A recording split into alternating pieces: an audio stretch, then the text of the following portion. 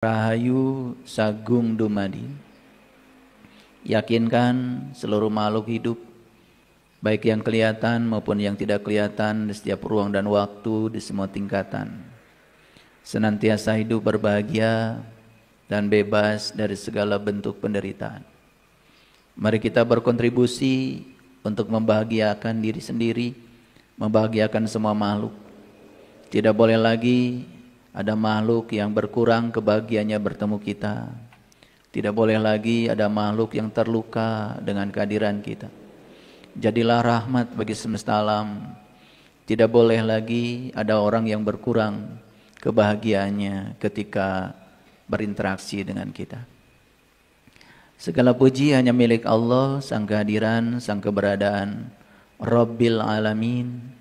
Dia adalah daya semesta yang meliputi seluruh bentuk, seluruh wujud.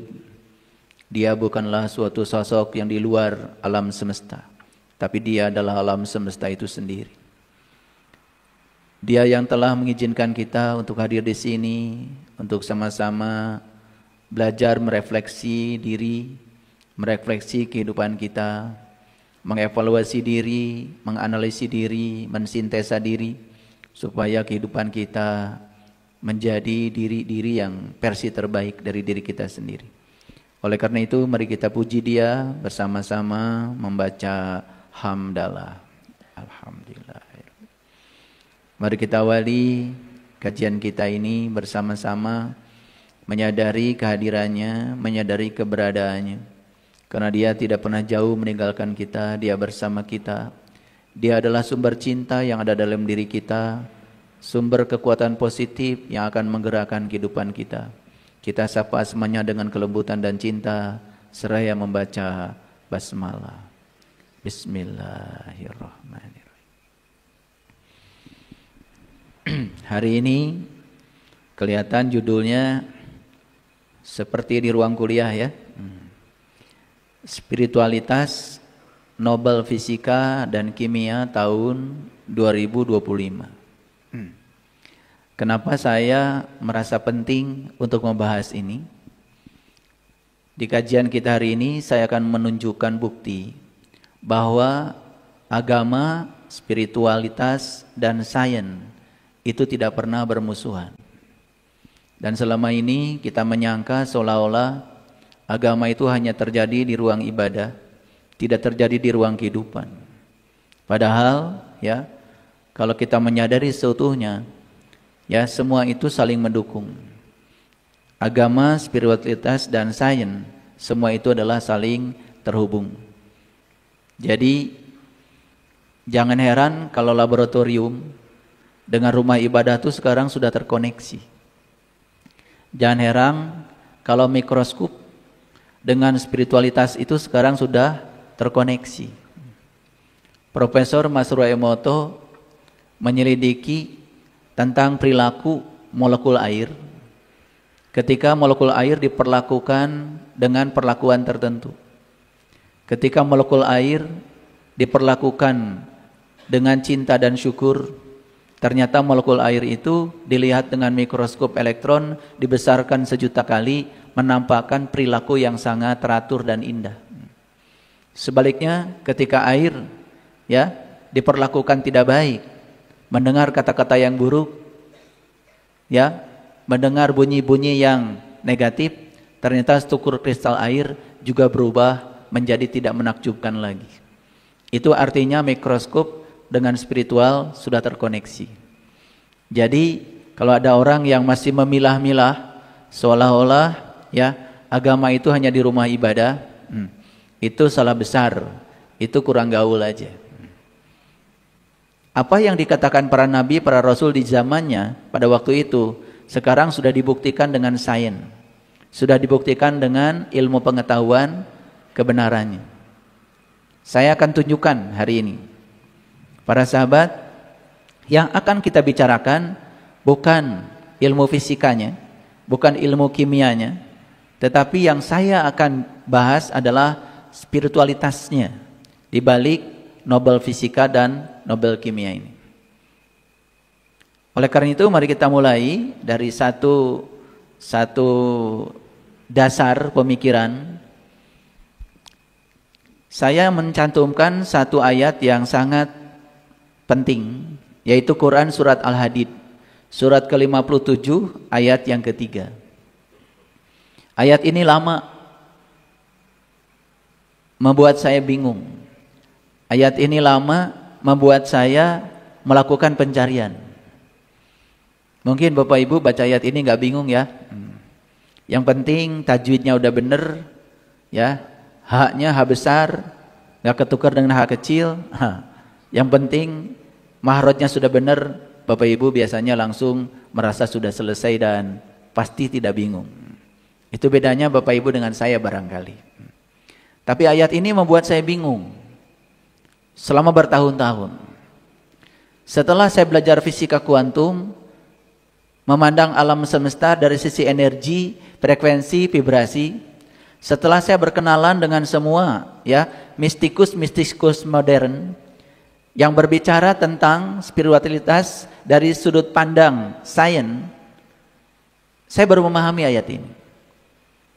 Saya mencoba membahas dari sudut pandang ilmu tafsir. Saya sudah membaca banyak tafsir tentang ayat ini. Terus terang ya, saya tambah bingung membaca tafsir.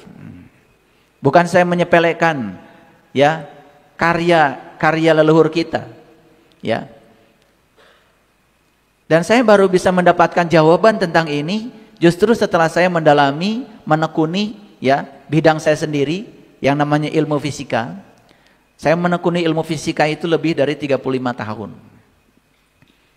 Ya, saya menjadi dosen di fisika saja sudah hampir 34 tahun. Jadi proses belajar saya untuk menekuni fisika dan matematika itu kurang lebih ya sekitar 35 tahun lah. Dan itu adalah pekerjaan harian saya. Saya sebagai peneliti, ya, saya sebagai pengajar. Di samping itu saya juga sebagai pendidik. Karena saya mengajarkan bukan sekedar ilmu fisika, tetapi saya mengajarkan pendidikan fisika. Beda ya, fisika dengan pendidikan fisika berbeda.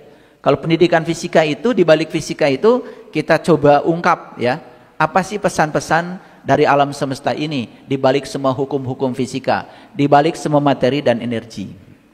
Baik, kita mulai ya dari ayat ini ya. Wal awalu wal akhiru. Dialah yang awal dan dialah yang akhir. Saya mau nanya dulu Bapak Ibu, bingung nggak? Coba renungi sekali lagi ya. Dialah yang awal, dialah yang akhir. Stop aja sampai di situ. Bingung nggak? Atau nggak bingung sama sekali? Oke, kalau begitu saya ajak ya supaya bingung. Dialah yang awal, dialah yang akhir. Kalau ini ditangkap dengan cara biasa, pemikiran biasa, kan seolah-olah dia itu Allah, itu berawal. Dan dia itu Allah juga berakhir. Jadi seolah-olah Allah itu ada awalnya, ada akhirnya. Kalau ada awalnya, ada akhirnya, berarti dia tidak abadi dong. Mulai bingung sekarang? Atau belum bingung juga? Oke, mulai bingung ya? Ayat ini kan sederhana. Wal awalu wal akhiru. Dia yang awal, dia yang akhir. Bagi saya, pada saat membaca ayat ini benar-benar bingung. Kenapa? Kalau dia yang awal, dia yang akhir, berarti dia itu berawal dan akan berakhir. Nah, kalau dia berakhir, berarti tidak abadi dong. Jadi pemahaman agama yang dimasukkan di otak saya sejak dari kecil, kalau Allah itu adalah baqo, Allah itu kekal, ini berlawanan dengan ayat ini bagi saya. Terasa nggak berlawanannya? Nah, kalau berlawanan, ya berlawanan, ini yang salah siapa? Yang salah ayatnya atau yang salah pemahaman kita tentang ayat? Oke, ya. Gitu. Jadi kalau Bapak Ibu baca ayat ini, baru pertama baca, satu kalimat saya sudah bingung, bagus sekali. Nah, yang tidak bingung, saya juga bingung. Ya, melihat orang yang tidak bingung. Makanya perhatikan ya, perhatikan. Ya. Salah satu ibadah yang sangat penting untuk dicermati yaitu ibadah haji dan ibadah umroh. Dan yang paling utama di ibadah haji dan umroh itu kan tawaf. Tawaf mengelilingi Ka'bah. Coba perhatikan. Ka'bah itu bentuknya kotak. Tetapi setiap orang yang tawaf di Ka'bah, dia tidak mengikuti geometrinya kotaknya Ka'bah. Semua mengelilingi Ka'bah dalam geometri lingkaran, bukan? Setuju ya? Nah, lingkaran itu, kalau kita membuat lingkaran, pakai jangka dulu, ya. Kalau kita setelah memutuskan pusatnya di mana, kemudian bagian yang pensilnya berputar, asal kita bisa mempertahankan jarak dari pusat ke ujung, maka titik awal akan bertemu dengan titik akhir. Itu yang disebut dengan lingkaran yang sempurna. Nah, ketika titik awal ketemu titik akhir, apa yang terjadi? Ketika lingkaran sempurna terbentuk, Bapak Ibu akan bingung dan bertanya, mana awalnya ya? Mana akhirnya ya? Kalau sempurna bikin lingkarannya, titik awal bertemu titik akhir, sampai kita bingung, kita tidak melihat lagi mana awalnya, mana akhirnya. Betul apa tidak? Makanya filosofis umat Islam, ya, yang kemudian disimbolkan dalam bentuk tawaf, itu keren sekali Bapak Ibu. Karena tawaf itu yang menggunakan geometri lingkaran. Dan ketika membuat lingkaran, titik awal dan titik akhir saat bertemu, ketika kita mampu mempertahankan jari-jari, titik awal dan titik akhir tidak kelihatan lagi. Sehingga ketika sudah terbentuk lingkaran yang sempurna, mana awal, mana akhir, nyaris tidak bisa dibedakan lagi. Clear sampai sini? Yang lebih mengejutkan lagi, ketika saya mengajarkan kalkulus, kemudian saya buktikan kepada mahasiswa, berapa luas lingkaran, itu menggunakan kalkulus, tidak bisa menggunakan matematika biasa.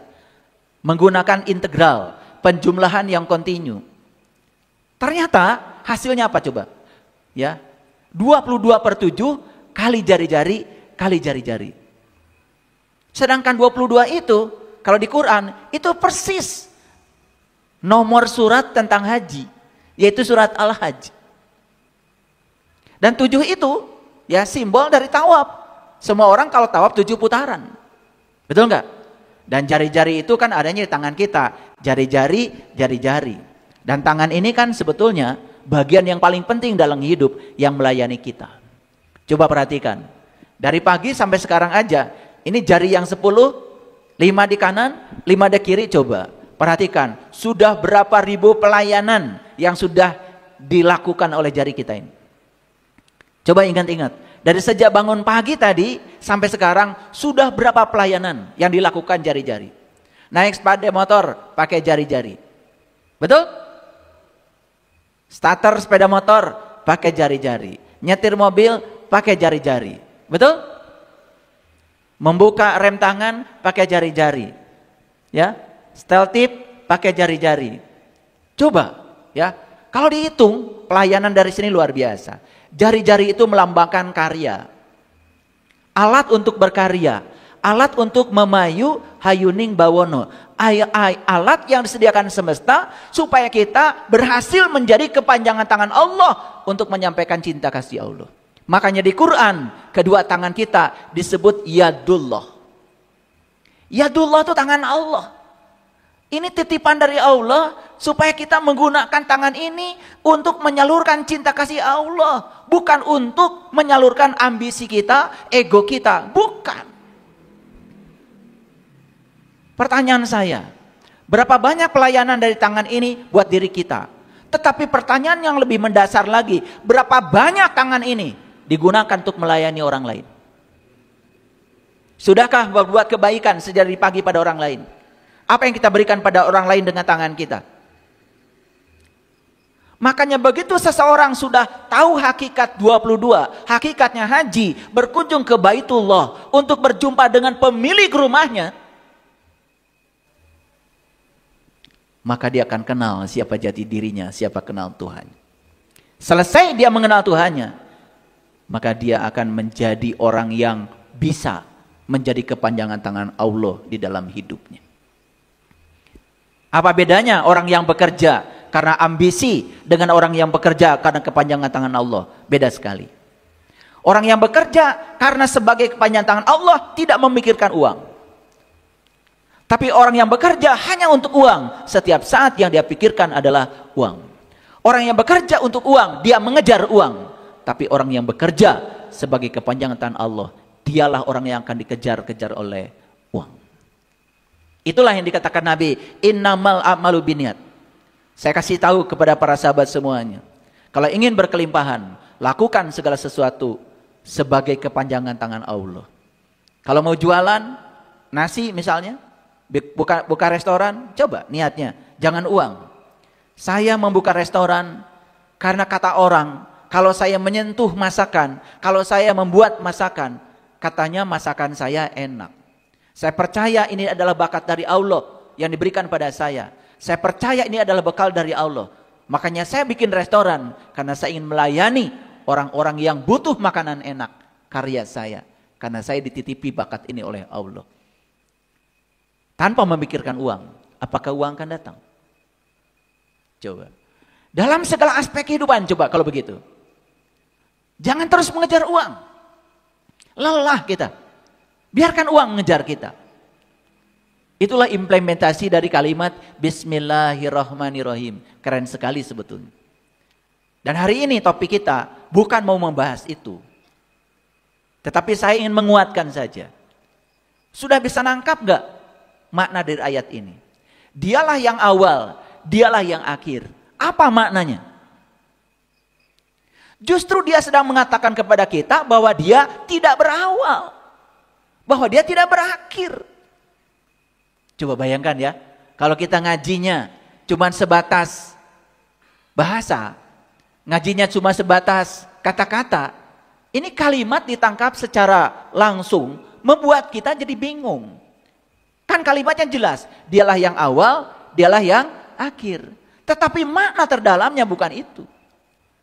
Semua berawal dari dia, semua akan berakhir dalam dia. Bukan berarti dia berakhir, justru dia tidak berawal sekaligus dia tidak berakhir. Clear sampai sini? Ketika dimaknai dia tidak berawal, dia tidak berakhir, cocok dengan bako? Cocok dengan kekal abadi? Cocok? Tidak berlawanan lagi. Bingungnya hilang. Tetapi ada kalimat yang kedua, ya. Dia yang dohir, dia yang batin. Kan ini kalimatnya wal awalu wal akhiru wa dohiru wal batin. Kata dianya cuma sekali aja, tapi kata dia berlaku untuk awal, berlaku untuk akhir, berlaku untuk dohir, berlaku untuk batin. Nah, dialah yang awal, dialah yang akhir sudah terjawab. Makanya kalau pergi umroh, pergi haji, minta dibimbing sama orang yang tahu. Jangan dibimbing sama mereka yang tidak tahu. Ketika ditanya, paling juga jawabannya, oh itu sudah begitu. Itu tidak saintifik. Dan cari orang yang model kayak gitu, memang sulit. Yang kayak burung beo, yang meniru-niru ya banyak. Tapi yang mau menyadari itu, ya itu sulit. Ya. Makanya kalau mau haji, mau umroh, cari orang yang dalam ilmunya. Bukan ngurusi hotelnya bagus, ngurusi pesawatnya bintang 5, itu juga penting. Tetapi jangan itu kemudian menyilaukan kita, ya, membuat kita menjadi kehilangan esensi dari ibadah kita. Kalau saya ungkap itu, tidak akan cukup waktu di sini, karena bukan topik kita hari ini. Apalagi kalau saya buktikan matematikanya, kenapa 22/7 kali jari-jari. Saya ngajarkan di sini pakai kalkulus. Bisa pusing 7 keliling itu ya. Makanya pusing juga kan tidak 8 keliling, betul nggak? Hebat leluhur kita tuh kalau bicara. Pusing aja 7 keliling. Maka siapa yang sudah tahu rasa yang 7, gak akan pusing. Tapi kalimat yang kedua, dia yang dohir, dia yang batin. Lihat saya semuanya. Dohir itu berarti nyata, kelihatan, berwujud. Batin itu berarti tidak nyata, tidak kelihatan, tidak berwujud. Sekarang saya tanya sekali lagi Bapak Ibu, Bingung nggak Bapak Ibu? Bingung. Yang nyata dia, berarti dia itu yang lahir. Yang lahir mana? Bumi lahir nggak? Lahir. Matahari lahir nggak? Lahir. Bintang lahir nggak? Lahir. Pohon lahir nggak? Lahir. Bapak Ibu, tubuhnya lahir nggak? Lahir. Berarti yang kelihatan, yang berwujud adalah dia. Yang tidak kelihatan juga dia. Bingung nggak? Bingung apa tidak? Nah, itu dulu sempat membuat saya bingung. Tapi setelah saya berbicara tentang konsep energi, tentang konsep frekuensi, vibrasi, ternyata semua kebingungan itu nyaris sirna. Apalagi setelah saya berbicara tentang teori relativitas. Einstein mengatakan E sama dengan mc kuadrat. E itu energi, sedangkan m itu adalah massa. Ya, di sini ada energi nggak Bapak Ibu? Ada. Buktinya apa? Buktinya kita ambil lewat napas. Buktinya dengan napas kita jadi hidup, dengan napas kita jadi berdaya. Berarti di sini ada energi. Kelihatan nggak Bapak Ibu? Nggak kelihatan.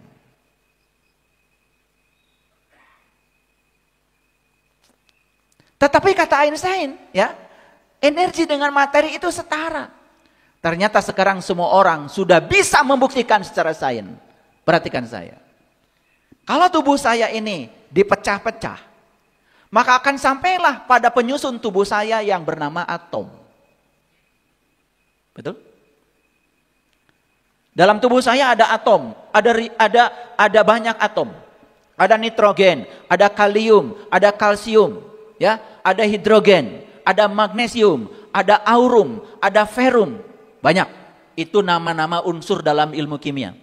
Itu nama-nama atom, disebut nama-nama unsur. Kenapa disebut unsur? Karena dia yang membentuk molekul. Jadi atom membentuk molekul, molekul membentuk padatan, padatan membentuk tubuh saya. Setuju sampai situ? Jadi kalau tubuh saya dipecah-pecah, diurai, bagian yang paling kecil dari tubuh saya pasti atom. Yes? Oke. Tetapi sekarang orang sudah berbicara tentang atom. Atom itu ternyata di dalamnya 99,99% ruang kosong. Dan ruang kosong itu disebut dengan medan kuantum. Itu yang disebut dengan medan energi. Bahkan yang disebut dengan elektron, proton, dan neutron pun sekarang sudah terbukti. Dia bukan benar-benar materi. Dia bukan benar materi. Dia hanya medan-medan energi yang sedang bervibrasi, bergetar. Jadi kalau tubuh saya dipecah-pecah, bagian kecilnya kan namanya atom. Ternyata atom pun adalah ruang kosong. Betul nggak? Tetapi bukan kosong, karena itu medan energi.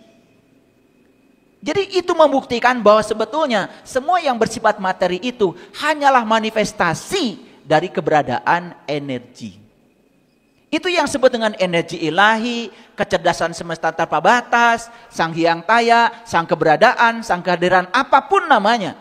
Dalam tradisi agama disebut Tuhan, disebut Allah, apapun namanya menjadi tidak penting. Yang paling penting kita menyadari keberadaannya.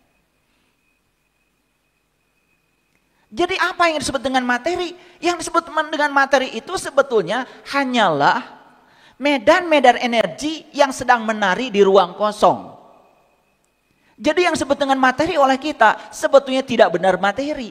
Semua yang disebut dengan realitas hal ini oleh kita tidak benar-benar realitas. Jadi materi adalah energi, energi adalah materi. Pantas kalau ada ayat yang mengatakan dia yang zohir, dia juga yang batin.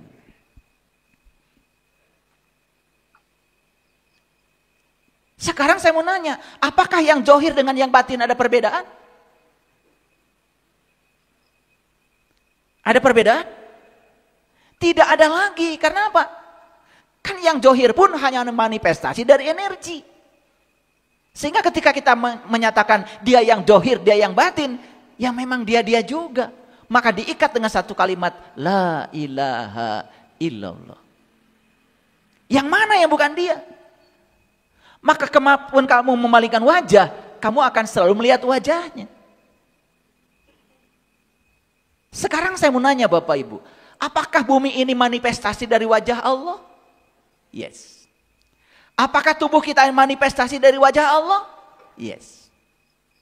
Apakah matahari itu manifestasi dari wajah Allah? Yes.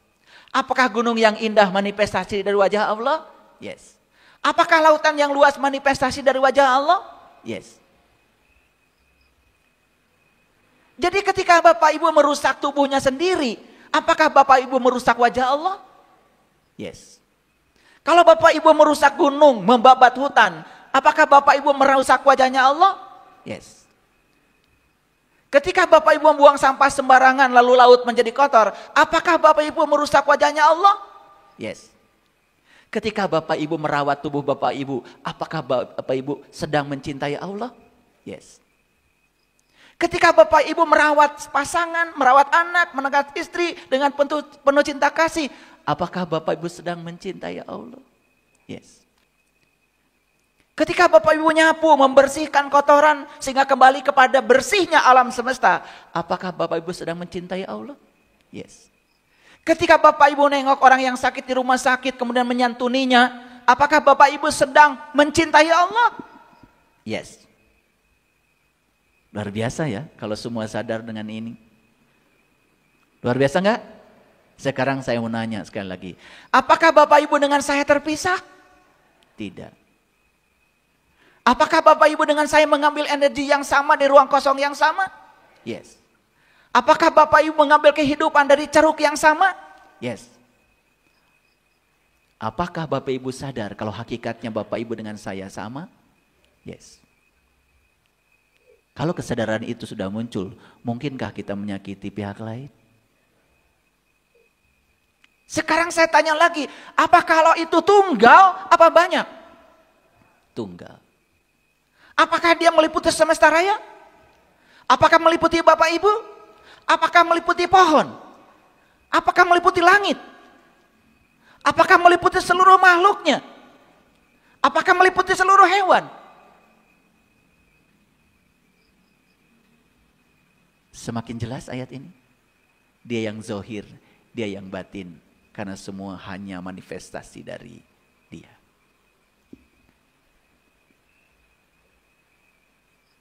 Sekarang saya tanya lagi. Apakah alam semesta itu terpisah dengan Allah? Tidak.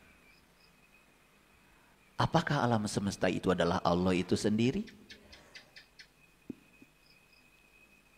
Pelan-pelan ya ngajinya ya. Udah rusak otak kita dari dulu. Allah itu udah pakai jubah, tinggalnya di langit keberapa katanya. Betul nggak? Oke. Sudah mengerti ayat ini? Sudah tidak bingung lagi? Coba sekarang baca. Wal awalu, wal akhiru, wad dohiru, wal batin. Yes! Saya tidak bingung lagi. Dia tidak berawal, dia tidak berakhir. Semua yang ada di semesta ini adalah manifestasi dari dirinya sendiri. Aku bukan bagian dari alam semesta. Aku adalah alam semesta itu sendiri.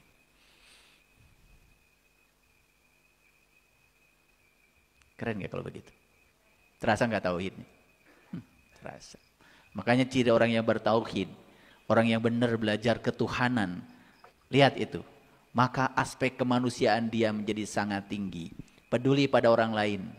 Nyaahan, dedehan, peduli pada orang lain. Saya selalu menyetir satu hadis qudsi. Nabi Musa pernah ditegur sama Allah. Hai Musa, kenapa ketika aku sakit kamu tidak menjenguk aku? Lalu Musa berkata, bagaimana engkau bisa sakit Tuhan? Tetanggamu yang sakit Musa. Dan kalau kamu menjenguk tetanggamu yang sakit itu, kamu menjenguk aku. Jujur ya Bapak Ibu.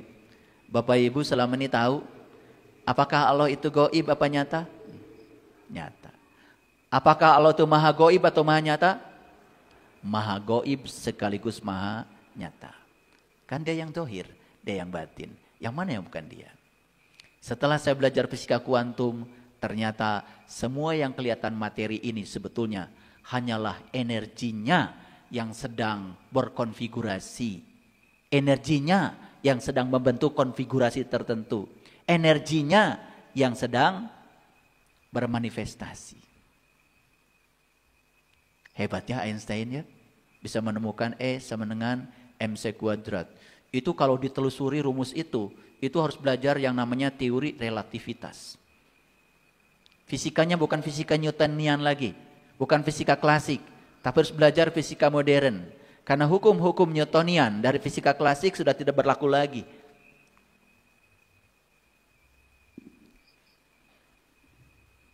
Perlu ketekunan nggak Bapak Ibu belajar ya seperti itu?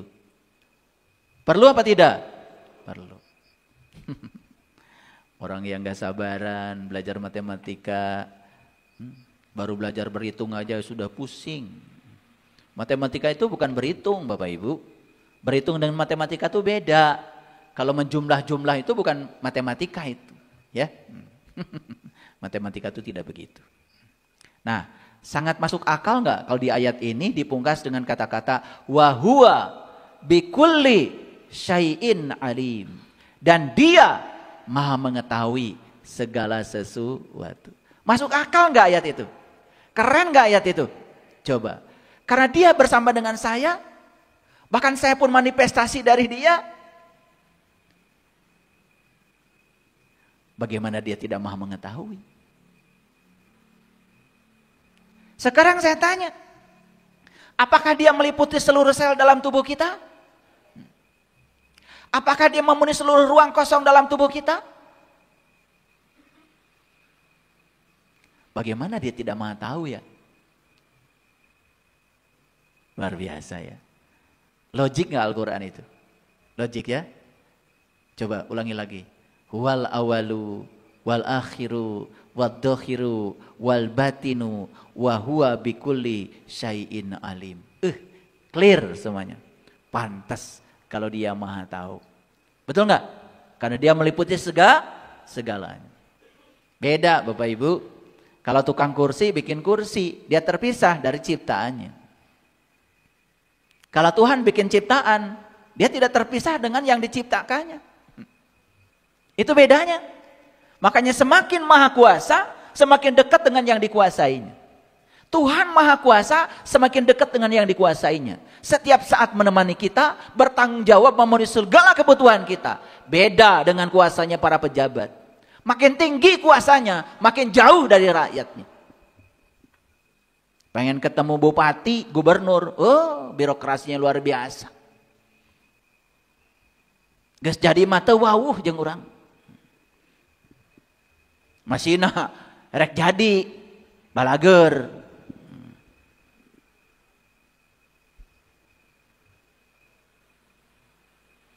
Clear ayat ini. Ini dasar untuk memasuki kajian kita. Ingat ya, kajian kita adalah spiritualitas, Nobel Fisika dan Nobel Kimia 2025. Itu kajian kita. Tapi dasarnya harus dari ayat ini. Makanya saya ulang-ulang dulu supaya semua mengerti. Baik, kita akan masuk sekarang. Saya mencoba memasukkan satu kata-kata ya yang disampaikan oleh Joe Dispenza.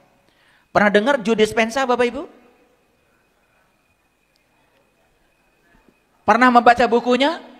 Waduh. Bukunya banyak Bapak Ibu. Joe Dispenza ini. Bukunya kebanyakan membicarakan spiritualitas dari sudut pandang sains. Nanti ke toko buku ya. Cari buku Joe Dispenza. Dia seorang dokter. Dia seorang ilmuwan, saking hebat tulisannya sekarang, dia digelari sebagai mistikus modern. Mistikus itu kan kalau dulu disebutnya sufi. Tetapi dia sufi modern. Karena berbicaranya itu sangat saintifik. Bicara ketuhanan tetapi sangat saintifik. Dengan bukti-buktinya yang nyata, bukan katanya. Kalau dulu kan yang namanya sufi itu compang-camping. Bajunya lusuh, katanya begitu. Makanya sekarang juga banyak yang meniru. Bajunya nggak dicuci, sufi. Masih muda sudah pakai tongkat, sufi. Compang-camping, nggak pernah gosok gigi, sufi. Kan banyak yang begitu kan? Aneh. Katanya an-nadofatu minal iman, kebersihan sebagian daripada iman. Nah makanya sufi-sufi zaman sekarang bersih, perlente, kaya, mobilnya bagus, tetapi dia sangat spiritualis. Hidupnya bermanfaat buat orang banyak. Karya-karyanya dinikmati orang banyak. Dia membangun peradaban. Cocok dengan kata-kata Nabi, sebaik-baiknya manusia yang berguna bagi manusia lain. Oke, apa yang dikatakan Joe Dispenza? Ini, perhatikan. Salah satu kebohongan terbesar yang kita yakini tentang diri sendiri adalah kita tak lebih dari keberadaan fisik yang terpisah dari Tuhan.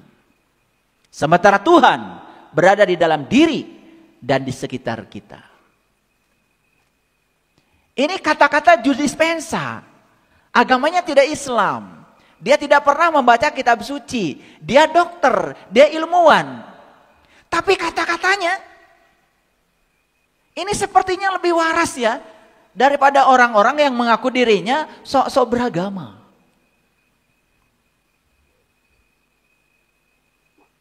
Ulangi lagi ya. Salah satu kebohongan terbesar yang kita yakini tentang diri kita sendiri adalah kita tak lebih dari keberadaan fisik yang terpisah dari Tuhan.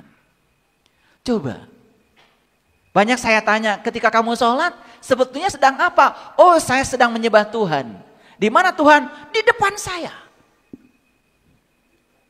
Bilang Tuhan di depan saja, itu sudah membuktikan bahwa yang menyembah dengan yang disembah terpisah, ada jarak. Berlawanan enggak dengan ayat yang mengatakan wa huwa ma'akum aina ma kuntum. Aku bersama, bukan di depanmu. Apalagi menyangka Tuhan di Mekah, Tuhan di Madinah, ada Tuhan di Raudhah, gak ada di Cicadas. Sehingga kalau ingin berhubungan dengan Tuhan, harus selalu pergi ke sana. Jadi kita menegasikan informasi dari Tuhan sendiri yang mengatakan, aku bersamamu loh. Bahkan yang nyata pada dirimu aku, yang batin pun pada dirimu aku. Yang mana yang bukan aku? Bahkan Allah di Quran mengatakan, aku tidak pernah meniupkan ruhmu. Yang aku tiupkan kepadamu pun adalah ruhku. Siapa sebetulnya diri kita yang sesungguhnya? Kahartos Bapak Ibu? Bisa dimengerti? Pelan-pelan, ini kecepatan baru 4 km per jam. Sementara Tuhan berada di dalam diri dan di sekitar. Keren itu. Ini orang sedang berbicara dari kesadarannya. Mungkin belum pernah baca ayat Quran yang mengatakan wa huwa ma'akum aina ma kuntum wallahu bima ta'maluna basyir. Apalagi kalau dites iklab idgham biguna gak lulus kayaknya Joe Dispenza. Sekarang saya mau nanya sama Bapak Ibu. Ini bicara dari mana beliau? Dari laboratorium. Dari ruang saintifik. Bukan dari musola. Kok yang di laboratorium sadar kalau Tuhan bersama kita? Kok yang di musola nggak sadar? Bahkan melakukan pelecehan seksual di musola.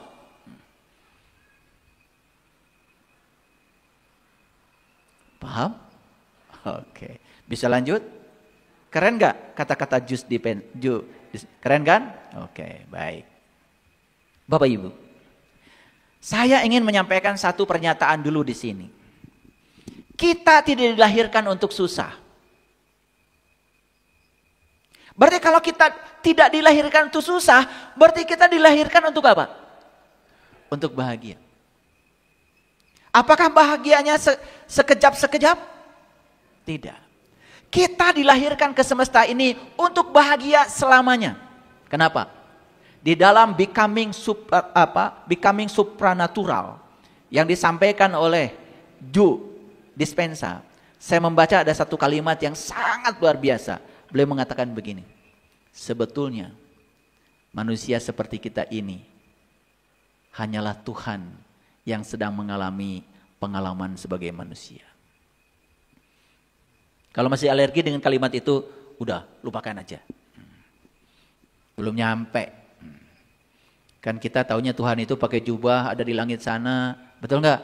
Dia berwujud secara fisik, Ya, yang mengendalikan semuanya, yang bisa diatur-atur oleh kita. Betul nggak? Iya. Tuhan hanya ada di musola, nggak ada di WC.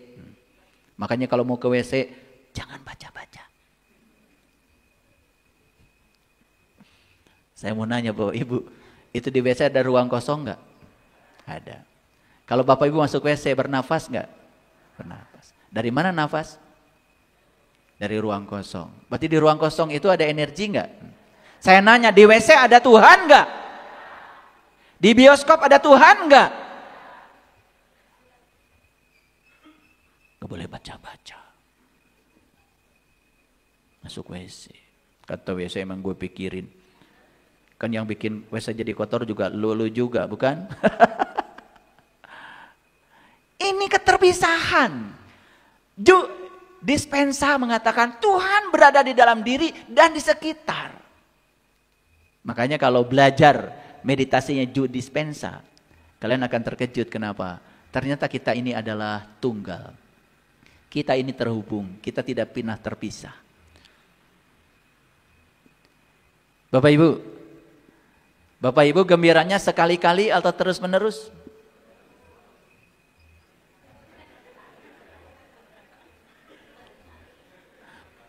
Bapak Ibu hidupnya banting tulang atau rileks?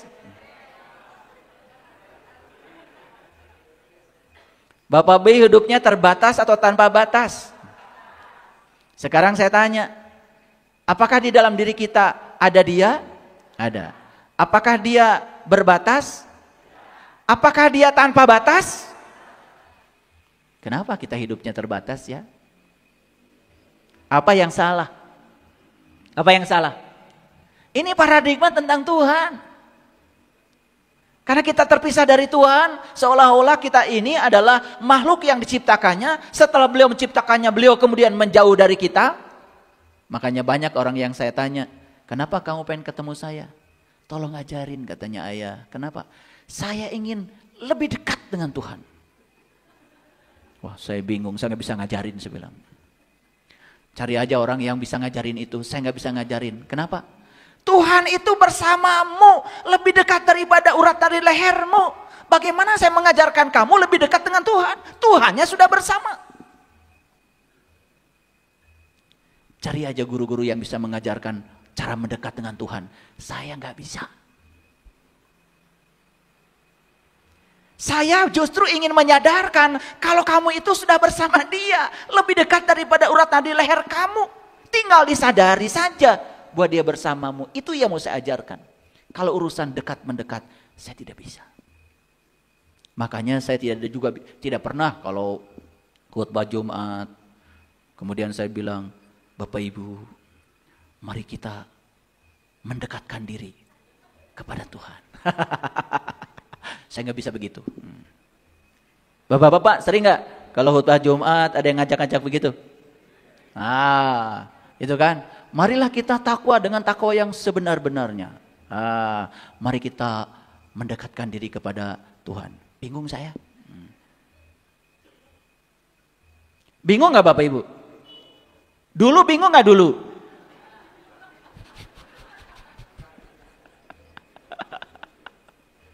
Lucu ya Bapak Ibu ya. Sekali lagi, hidup itu terbatas atau tanpa batas? Faktanya Bapak Ibu sekarang hidupnya berbatas atau tanpa batas? Karena Bapak Ibu hidup tidak dikendalikan oleh kesadaran murni, sang keberadaan yang tanpa batas. Hidup kita digerakkan oleh pikiran-pikiran yang terbatas. Kita dari kecil diajarin untuk menjadi diri palsu, bukan diri yang sebenar. Makanya pengenalan akan jati diri, itulah yang akan mengantarkan kita untuk mencapai apa yang disebut dengan kehidupan yang tanpa batas. Jujur Bapak Ibu masih suka khawatir dan takut dalam kehidupan? Dari mana takut dan khawatir? Padahal Tuhan bilang, la takhaf, la tahzan. Ya kan? Jangan sedih, jangan khawatir. Aku bersama kamu. Karena keberadaan Dia tidak disadari dalam diri kita. Sang keberadaan, sang kehadiran tidak disadari sepenuhnya. Bahkan kita tidak mengenal Dia. Apa yang terjadi? Hidup kita bukan dikendalikan oleh Dia, sang kehadiran, tapi hidup kita dikendalikan oleh pikiran kita. Kita menyangka selama ini diri kita adalah pikiran kita itu sendiri. Kita mengidentifikasi diri sebagai pikiran, sebagai emosi, sebagai perasaan, sebagai ego. Itulah yang membuat kita menjadi terbatas. Coba Bapak Ibu mau tanya saya.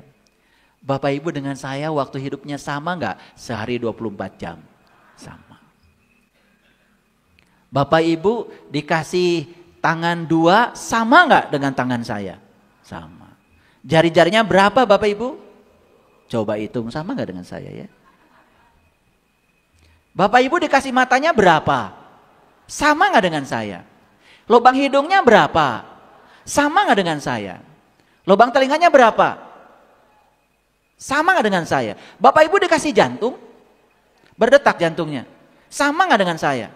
Bapak Ibu dikasih paru-paru? Bisa mengambil oksigen dari luar? Bisa. Sama enggak dengan saya? Pertanyaan saya sekarang, terus apa bedanya Bapak Ibu dengan saya? Kan sama. Kalau gitu satu pertanyaan, apakah Bapak Ibu dengan saya mengambil energi yang sama dari ruang kosong yang sama? Terus bedanya apa? Kenapa kita membeda-bedakan? Oh, itu yang kaya, kok saya nggak kaya. Dia cerdas, kok saya enggak. Padahal kita ini kan sama. Jadi apa yang membedakan? Apakah yang membedakan perilaku Tuhan? Apakah yang membedakan sikap Tuhan? Jujur. Selama ini Bapak Ibu menyangka rezeki berbeda karena sudah diatur sama Tuhan. Begitu? Begitu? Kenapa miskin? Takdir. Karena Tuhan memang sudah menakdirkan saya sejadi Lauh Mahfuz. Pakai Lauh Mahfuz segala ngerti juga enggak. Kenapa sih kalian tuh ngomongnya begitu? Ya karena menurut kebanyakan orang juga begitu.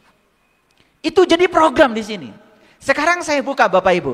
Apakah Bapak Ibu percaya dan yakin kalau Tuhan menyediakan rezeki yang tanpa batas? Ilmu tanpa batas? Kebahagiaan tanpa batas? Kehidupan tanpa batas? Yes. Buka batas itu. Kembalilah kepada kesadaran bahwa Dia bersamaku lebih dekat daripada urat tali leherku. Dia tanpa batas. Semua batas itu adalah ciptaan pikiran kita sendiri. Maka Allah bilang, aku tergantung sangkaan kamu. Kadang-kadang memahami diskusi itu aja gak ngerti. Makanya Bapak Ibu, saya ini bukan ahli agama. Wah bukan, gak punya pondok pesantren. Bukan kiai. Saya hanya praktisi agama. Saya ingin membagikan pengalaman ini sama Bapak Ibu. Harusnya kan kehidupan kita tanpa batas. Pertanyaan saya selanjutnya. Apakah kita dilahirkan untuk menderita? Jadi kita dilahirkan untuk apa? Bahagia. Apakah kebahagiaan sekarang ada di dalam diri kita? Kenapa tidak bahagia?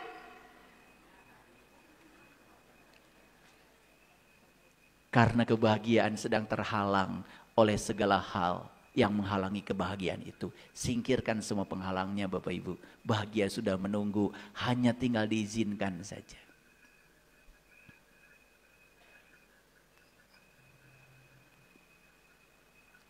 Jadi kita ini seharusnya memiliki kehidupan yang seutuhnya. Kesehatan, vitalitas, kegembiraan, dan cinta. Harusnya kita punya semua itu. Dan cinta yang saya maksud bukan cinta sebagai rasa perasaan. Tapi cinta adalah kekuatan positif. Dan cinta yang sebenarnya adalah Tuhan itu sendiri. Maka Tuhan bilang dalam Al-Quran, segala yang baik itu dariku. Tapi segala yang buruk bukan dariku. Jadi kalau kita menyangka yang buruk dari Tuhan, maka yang buruk akan datang berulang-ulang kepada kita. Kenapa? Karena kita menyangka Tuhan sebagai sumber keburukan. Aku bergantung sangkaan hambaku. Mau kita akui sekarang. Segala penderitaan bukan dari Tuhan. Segala kesengsaraan bukan dari Tuhan. Semua adalah kesalahan kita sendiri. Clear? Oke. Bapak Ibu, Apakah Tuhan itu adalah daya yang tanpa batas? Kalau Tuhan itu daya yang tanpa batas dan Dia bersama kita, pertanyaannya sekarang, apakah dalam diri kita ada daya itu? Ada. Apakah dalam diri kita ada daya untuk mendapatkan segala sesuatu yang kita inginkan? Ada. Kenapa yang kita inginkan tidak segera mewujud? Tahu alasannya? Karena kita belum selaras. Pikiran, perkataan, perasaan belum selaras. Kita menginginkannya tetapi kita tidak yakin. Kita menginginkannya tetapi kita tidak meyakininya. Bahkan kita sering mengatakan seolah-olah kita tidak layak untuk mencapai. Jadi harusnya hidup kita menakjubkan, Bapak Ibu? Menakjubkan. Ada daya tertinggi dan kekuatan yang sangat dahsyat yang meliputi mengatur alam semesta yang tiada bertepi, dan kita adalah bagian dari daya itu. Setuju? Kenapa? Kenapa kita bagian dari daya itu? Kan tadi sudah jelas, yang zahir Dia, yang batin Dia, dan Dia bersama dengan kita.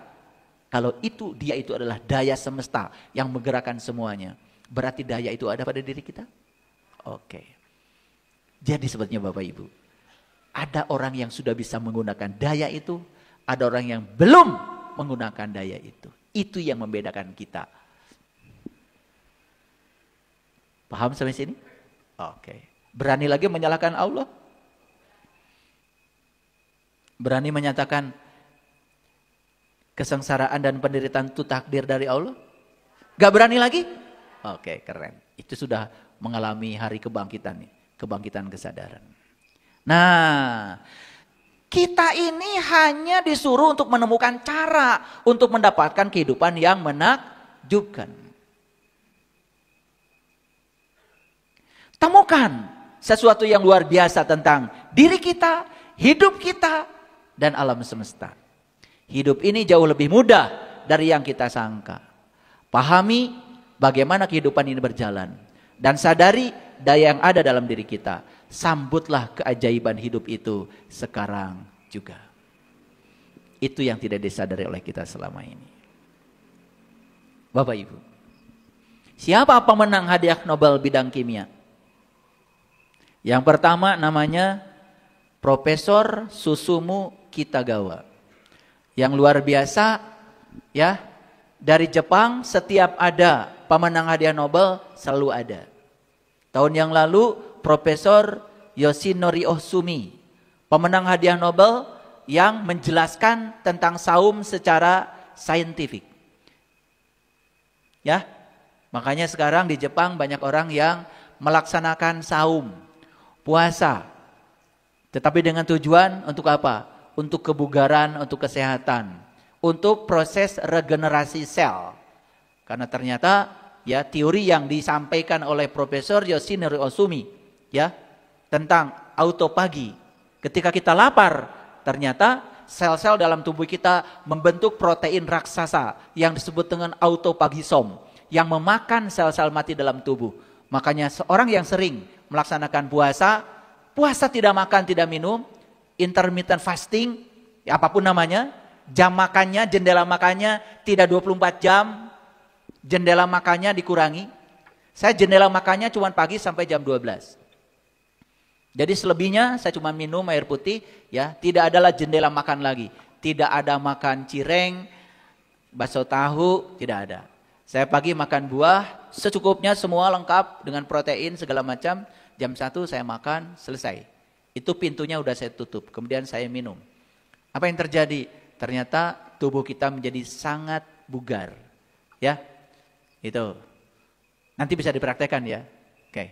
Ini yang pertama. Jadi Profesor Susumu Kitagawa ini lahir tahun 51 di Kyoto, Jepang. Dia meraih gelar PhD-nya tahun 79 di Universitas Kyoto. Dia adalah seorang profesor ya di Universitas Kyoto, Jepang. Yang kedua, Richard Robson. Lahir tahun 37 di Inggris. Gelar PhD-nya itu tahun 62. Bayangkan Bapak Ibu, tahun 62 sudah doktor. dari Universitas Oxford di Inggris. Dia menjadi profesor di Melbourne, Australia. Ya, Omar Yagi. Omar Yagi ini ya sebetulnya ayah ibunya itu orang Palestina. Jadi sebetulnya Omar Yagi ini aslinya orang Palestina. Jadi Palestina, Yordan, Amerika. Ya. Jadi Omar Yagi ini adalah wakil ya dari Islam. Beliau ya lahir tahun 65 di Amman, di Yordan. Ada yang pernah ke Yordan? Ada yang pernah lihat Gua Al-Kafi di Yordan? Kasihan ya kalian itu, saya bingung. Kalian tuh kemana aja selama ini? Kenapa kalian gak pergi ke sana? Karena tidak memikirkannya, tidak menginginkannya. Kalau memikirkannya dan menginginkannya, meyakini akan pergi ke sana. Cara bukan wilayahmu. Pasti kalian pergi ke sana. Saya sudah ke sana sama istri saya. Mungkin nanti kalau istri saya udah datang, minta foto waktu di Yordan. Di Gua Al-Kafi, biasa. Kalau foto pasti saya taruh di istri. Di HP saya nggak ada. Nah dari Yordan itu dekat Bapak Ibu, kalau mau ke Masjid Al-Aqsa, ya tinggal jalan darat, itu lewat pintu belakang, bisa nyampe di Yerusalem itu. Ya, dah nanti aja pergi ke sana, nggak perlu saya cerita. Kenapa saya mencantumkan kelahiran? Kenapa saya mencantumkan kapan beliau itu mencapai pendidikan tertinggi? Ini penting, karena ternyata segala sesuatu yang hebat itu hasil ketekunan yang panjang. Jangan mengira Bapak Ibu ya, saya menjadi seperti yang hari ini, saya tidak simsalabim. Membangun kesadarannya dalam waktu yang sangat panjang. Saya belajar fisika, pendidikan fisika saja selama 35 tahun. Itu tiap hari belajarnya. Saya belajar Al-Quran, ya menekuni Al-Quran itu, ya itu tiap malam Bapak Ibu. Jam 1 saya pasti bangun, itu sampai jam 4 hanya merenungi satu ayat saja, sampai air mata mengalir. Kalau saya menemukan jawaban dari kebingungan saya, luar biasa bahagianya Bapak Ibu. Mohon maaf, seperti kata Rumi, aku pernah pergi ke kuil, aku pernah pergi ke pura, aku pernah pergi ke wihara, aku pernah pergi ke masjid untuk menemukan Tuhan, dan aku tidak menemukan Tuhan di semua itu. Dan aku menemukan Tuhan ada dalam diriku. Nah, apa yang mau saya sampaikan? Nah, hasil penelitian dari 3 ilmuwan kimia tadi itu apa? Beliau itu mengembangkan yang disebut dengan kerangka logam organik. Itu sebuah alat Bapak Ibu. Alat ini disebut konstruksi molekuler dengan ruang yang sangat luas. Sehingga memungkinkan gas dan zat kimia lain bisa mengalir lewat alat itu. Nah, kerangka logam organik. Nah, jadi basicnya itu beliau menekuni logam, juga menekuni organik. Jadi sebetulnya ya alat yang dibuat oleh 3 ilmuwan ini adalah perpaduan antara logam dengan organik. Dan alat ini ternyata bisa memanen air dari udara di gurun pasir. Bayangkan ya, di gurun pasir yang sangat rendah kelembaban airnya, dengan alat ini bisa memanen air sebanyak-banyaknya dari udara kering. Nah, bisa memadukan logam dengan karbon, bisa memadukan logam dengan organik. Gimana itu? Itu pasti mempelajarinya dalam waktu yang sangat panjang. Bayangkan saja tadi, saya sebut ya kelahirannya ada yang tahun 51, betul nggak kelahirannya? Ya, saya aja baru lahir tahun 67. Umur saya sekarang alhamdulillah baru 58 tahun. Kalau bilang umur jangan sudah ya, baru.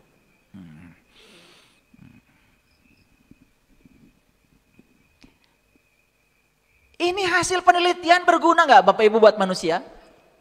Menyelamatkan manusia nggak? Menyelamatkan kehidupan nggak? Kira-kira masuk nggak penelitian ini dalam kategori Nabi Muhammad sebaik-baiknya manusia yang berguna bagi manusia lain? Berguna bagi manusia lain, masuk nggak dalam kategori itu? Masih berbicara keyakinan?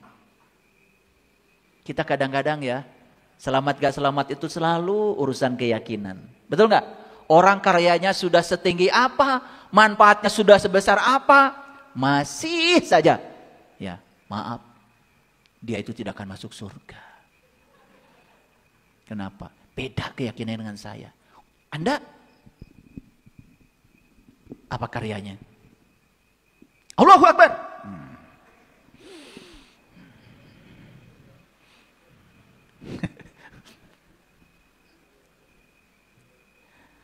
Bukan sekedar bisa menangkap air dari udara di gurun pasir, Bapak Ibu. Kita mah beruntung ya di tropis, air curcor. Kekawadahan. Saya jalan kemarin tuh dari Ciwidey sampai ke Karangpotong. Sepanjang jalan saya sama istri saya cuma Allahu Akbar. Menapakuri. Itu sepanjang jalan tuh dari Ciwidey sampai Karangpotong itu gunung-gunung di sana itu di Cianjur Selatan. Itu semuanya ada curugnya. Itu air tidak tertampung, Bapak Ibu. Bagi kita yang ada di tropis, mungkin air itu dianggap sebagai barang biasa. Tapi mereka yang di gurun sana, hidup di tengah padang pasir, padang batu, yang kadar kelembaban airnya sangat rendah. Air sangat sulit di sana. Ditemukanlah alat seperti ini. Bisa menangkap air langsung dari udara. Bermanfaat gak buat kehidupan Bapak Ibu? Soleh gak 3 orang ini? Jangan-jangan yang disebut ilmu yang bermanfaat itu ini kayaknya. Kan selama ini ilmu yang bermanfaat itu kan idgham biguna, bilaguna, ihfa. Kan begitu ya. Oh yang gini, oh kafir.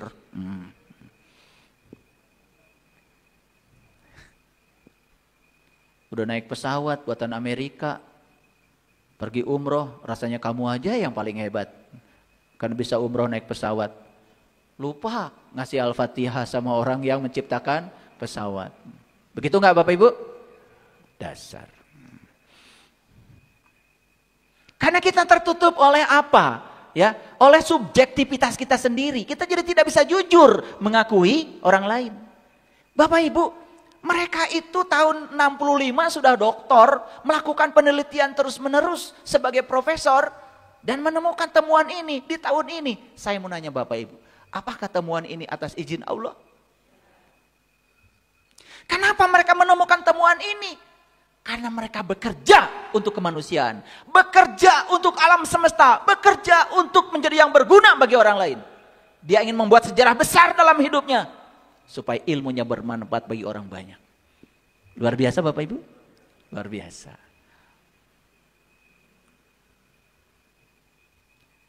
Alat ini bisa menangkap karbon dioksida, bisa menyimpan gas beracun, bahkan bisa mengkatalisis semua reaksi kimia. Bahkan yang terakhir saya baca jurnalnya, alat yang diciptakan oleh 3 ilmuwan ini bisa menyimpan energi listrik. Hanya memadukan logam dengan karbon. Luar biasa. Duh ya, kalau saya kalau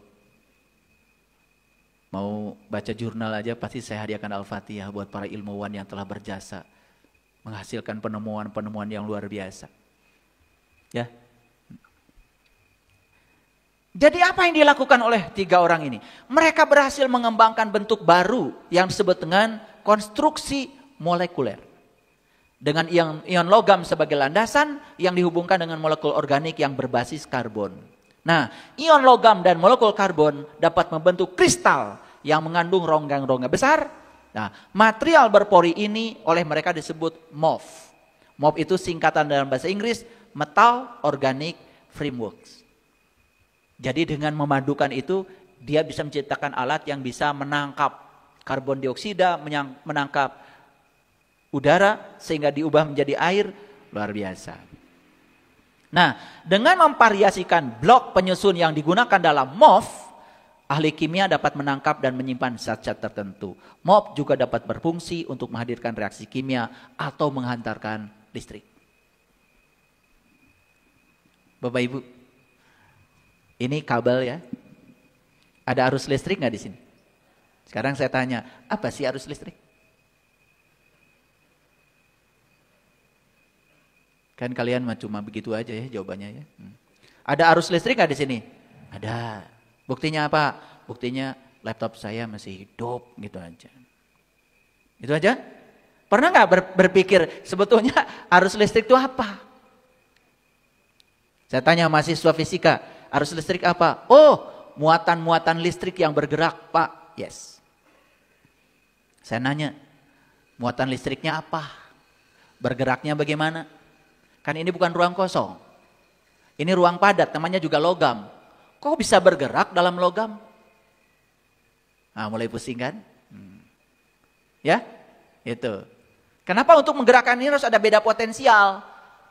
Yang tegangnya 220 volt. Kenapa harus ada kutub positif dan kutub negatif? Kenapa? Kenapa harus ada medan listrik di sini? Mulai pertanyaan masuk, makin dalam pertanyaan, makin bingung.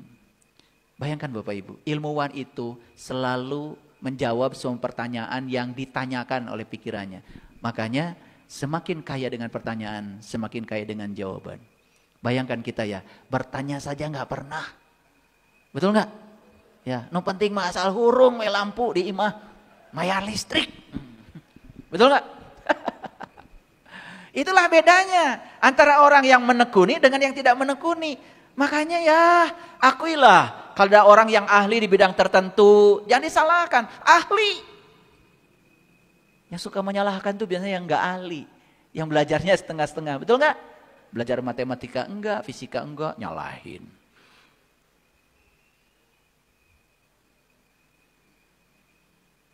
Nah ini temuan atas seizin Allah nggak Bapak Ibu? Yes. Sebetulnya ini temuan sudah ada nggak di semesta? Sudah ada. Hanya menunggu diizinkan temuan ini. Sekarang saya mau nanya. Kenapa yang dipakai oleh Allah untuk mengungkap rahasia ini? 1, Pak Kitagawa. 2, Pak Robson. 3, Pak Yagi. Bukan Kang Dadang. Bukan Kang Asep, bukan Teh Ai. Kang Asep biasanya dengan Ai ya. Bisa nggak? Ini kelihatan saya bercanda. Tapi bisa nggak menjawab?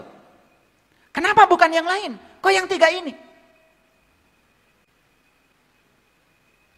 Saya mau nanya Bapak Ibu. Ini orang yang 3 ini dihebatkan oleh Allah atau dia yang ingin hebat di hadapan Allah? Selama ini kita selalu, kalau orang hebat, oh itu dihebatkan sama Allah. Bukan. Dia itu karena ingin hebat, ingin bermanfaat. Karena dia ingin hebat, ingin bermanfaat, menekuni sesuatu sampai titik tertentu. Dikabulkan imajinasi dan harapannya oleh Allah. Jadi sekarang Bapak Ibu, semua orang-orang yang hebat di dunia ini dihebatkan oleh Allah karena dirinya ingin hebat. Coba. Sekarang hapus kata-kata, oh itu dihebatkan oleh Allah. Tidak. Allah hanya menghebatkan orang yang mau hebat. Maka Allah bilang di Quran, Yahdillahu linurihi mayasa. Allah hanya akan menunjukkan kepada cahayanya siapa saja yang dikehendakinya. Siapa yang dikehendaki Allah? Dia yang punya kehendak. Yang tidak punya kehendak selamat tinggal. Ditinggalkan oleh semesta. Makanya Allah bilang di Quran, aku tidak akan mengubah nasib suatu kaum. Kecuali kamu sendiri yang mengubahnya. Apa tidak paham dengan ayat itu? Bapak Ibu, saya mau nanya. Nabi Muhammad hebat? Hebat. Apakah dihebatkan oleh Allah? Atau beliau punya tekad untuk menjadi manusia hebat? Karena beliau punya tekad, maka dikabulkan oleh Allah. Itu yang keren. Selama ini kita menganggap seolah-olah semua yang hebat itu karena given oleh Allah. Lalu kita menyangka Allah memberi sama si A, Allah tidak memberi kepada si B. Dan kita menyangka seolah-olah kita tidak layak untuk menerima itu. Itu salahmu sendiri. Lihat orang kaya, sudah takdir. Emang dia direncanakan oleh Allah. Tidak melihat kerja kerasnya seperti apa, tidak melihat bisnisnya seperti apa, tidak melihat cara berpikirnya seperti apa, tidak pernah tahu berapa ribu pelatihan pengembangan diri yang pernah dia pelajari, tidak pernah tanya berapa ribu buku yang pernah dia beli. Paling juga bilangnya, oh dihebatkan oleh Allah. Sekarang pertanyaan buat Bapak Ibu semua, ingin gak jadi orang yang hebat? Gimana caranya? Nunggu Allah menghebatkan? Tidak. Allah bergantung kepada kita sendiri. Sekarang saya mau nanya Bapak Ibu. Para nabi, para rasul berjumpa dengan Allah? Berjumpa dengan Allah? Berjumpa. kok mereka bisa jumpa dengan Allah? Karena Allah ingin dijumpai atau karena mereka ingin menjumpai? Karena mereka ingin menjumpai, maka Allah mau dijumpai. Maka di Quran dikatakan, man kana yarju liqa Allah fa inna ajalallahu la'at. Barang siapa yang berharap jumpa dengan Allah, waktu yang dijanjikan pasti datang. Yang berharap, yang tidak, ya sudah kata Allah.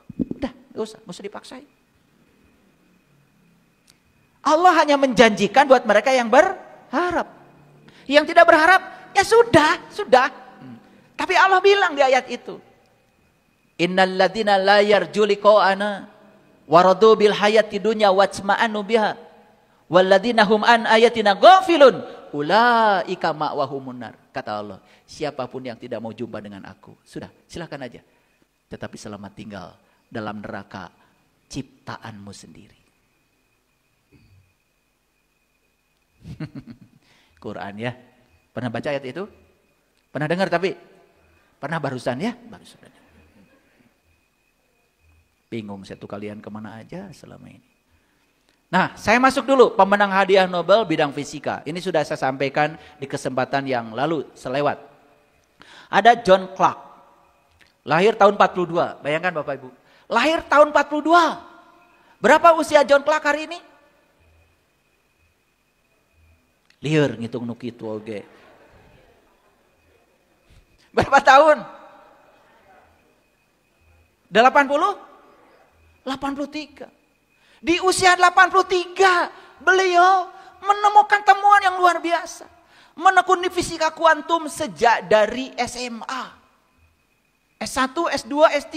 Setelah itu jadi profesor, terus melakukan penelitian.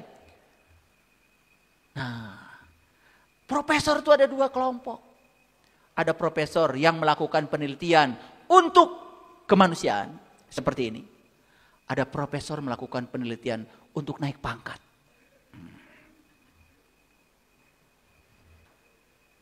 Cenah kadengeun kumanehna.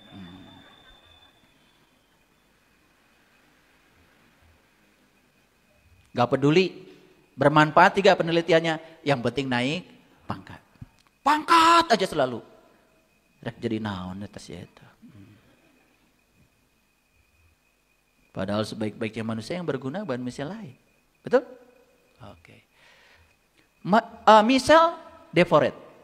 Itu lahirnya tahun 53 di Paris. Bayangkan ya. Dia dari tahun 53. John Martin lahir tahun 58. Mereka ini sudah senior semua ya. Luar biasa. Apa yang ditekuni oleh tiga orang ini? Yang ditekuni oleh orang ini adalah fisika kuantum.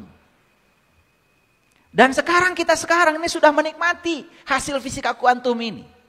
Kita sekarang menikmati apa yang disebut dengan fiber optik. Kita bisa menerima video sepanjang apapun dalam waktu yang singkat. Kejadian dimanapun bisa direkam, dikirim dalam waktu yang singkat. Bayangkan. Dulu orang mengirim data harus pakai yang namanya kabel listrik. Sekarang mengirim data pakai fiber optik. Kenapa? Itu lompatan dari listrik ke optik itu luar biasa. Karena kalau listrik, banyak hambatan listriknya. Sehingga banyak energi yang loss di tengah jalan. Sekarang dengan fiber optik, tidak ada loss energi. Semua terkirim dengan sempurna. Makanya sekarang video, gambar, file, semua dapat dikirim dalam. Sehingga kita sekarang menikmati semua produk-produk penemuan dari orang-orang hebat itu. Luar biasa. Sekali lagi, saya tidak akan mengajarkan kimia, fisika secara formal. Tidak. Saya ingin melihat dari sisi spiritualitas. Semangatnya. Bapak Ibu, apa temuannya dari 3 peneliti yang dapat hadiah Nobel Fisika? 3 peneliti ini mampu menjawab pertanyaan. Berapa ukuran maksimum suatu sistem agar dapat memberikan efek mekanika kuantum? Lihat saya semuanya. Efek mekanika kuantum sekarang sudah terjadi di level mikroskopik. Bayangkan ya, ada percobaan celah ganda. Orang menganggap selama ini elektron itu materi. Materi ya.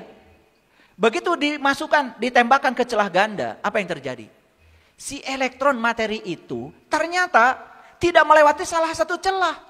Tapi dia ada di tempat yang sama, di waktu yang sama. Bayangkan. Jadi ada materi berada di tempat yang berbeda di waktu yang sama. Itu namanya percobaan celah ganda. Kaget ilmuwan. Harusnya elektron menurut fisika klasik, karena dia materi, kalau dilewatkan dua celah, harusnya memilih salah satu celah. Dia berada di celah yang berbeda di waktu yang sama.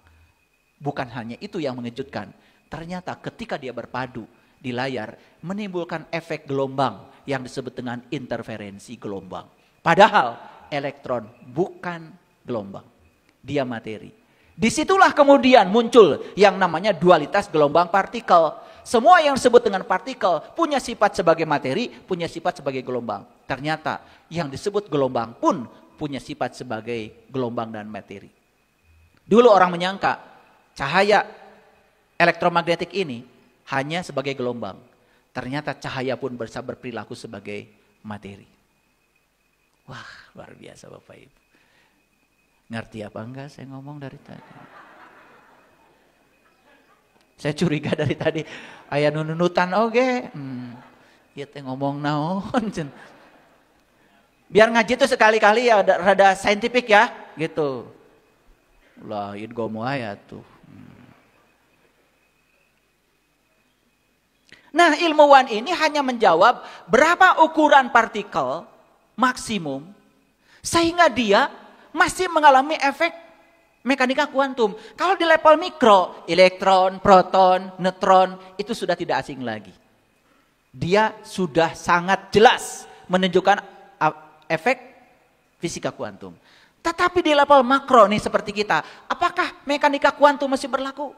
Inilah yang dijawab oleh mereka. Apa yang mereka lakukan? Mereka melakukan eksperimen dengan rangkaian listrik. Dan pada eksperimen tersebut mereka mendemonstrasikan terowongan mekanika kuantum dengan tingkat energi sistem yang cukup besar di level makroskopik. Nah, lihat saya semua. Ini tembok. Selama ini orang menganggap tembok ya padat. Betul nggak? Karena ilusi pikiran. Padahal dia ada kalau diamati aja, kalau dilihat. Karena kalau tidak dilihat mah nggak ada tembok tuh. Nggak ada tembok. Wah, ada. Pusing pasti yang gitu juga kalian. Yang nggak sulapan. Betul nggak? Makanya segala sesuatu itu ada kalau diamati. Makanya peran si pengamat itu yang mengadakan. Itu yang disebut dengan ilusi. Makanya semua yang bersifat materi ini tidak benar-benar ada. Itu hanya ilusi pikiran. Karena sejatinya semua adalah ruang kosong. Wal awalu wal akhiru wad dohiru wal batin. Quran sudah bicara itu sejak 1500 tahun yang lalu. Keren gak Quran? Tapi sekarang wad dohiru wal batin baru bisa dibuktikan dengan fisika kuantum di tahun 2025. Jadi harusnya orang Islam berterima kasih tuh sama pemenang hadiah Nobel. Kafir. Saya bingung yang kafir siapa, betul nggak? Selalu kafir itu beda agama. Padahal yang tertutup kita sendiri. Tertutup pikirannya. Tertutup ilmunya. Betul nggak? Kafir itu cover kita yang mengkafiri diri kita sendiri. Membenting. Oke lanjut ya. Nah, mekanika kuantum memungkinkan sebuah partikel bergerak lurus menembus penghalang. Hebat? Jadi kalau kalian pernah nonton film ya, film-film di bioskop, ada orang yang bisa masuk dinding set.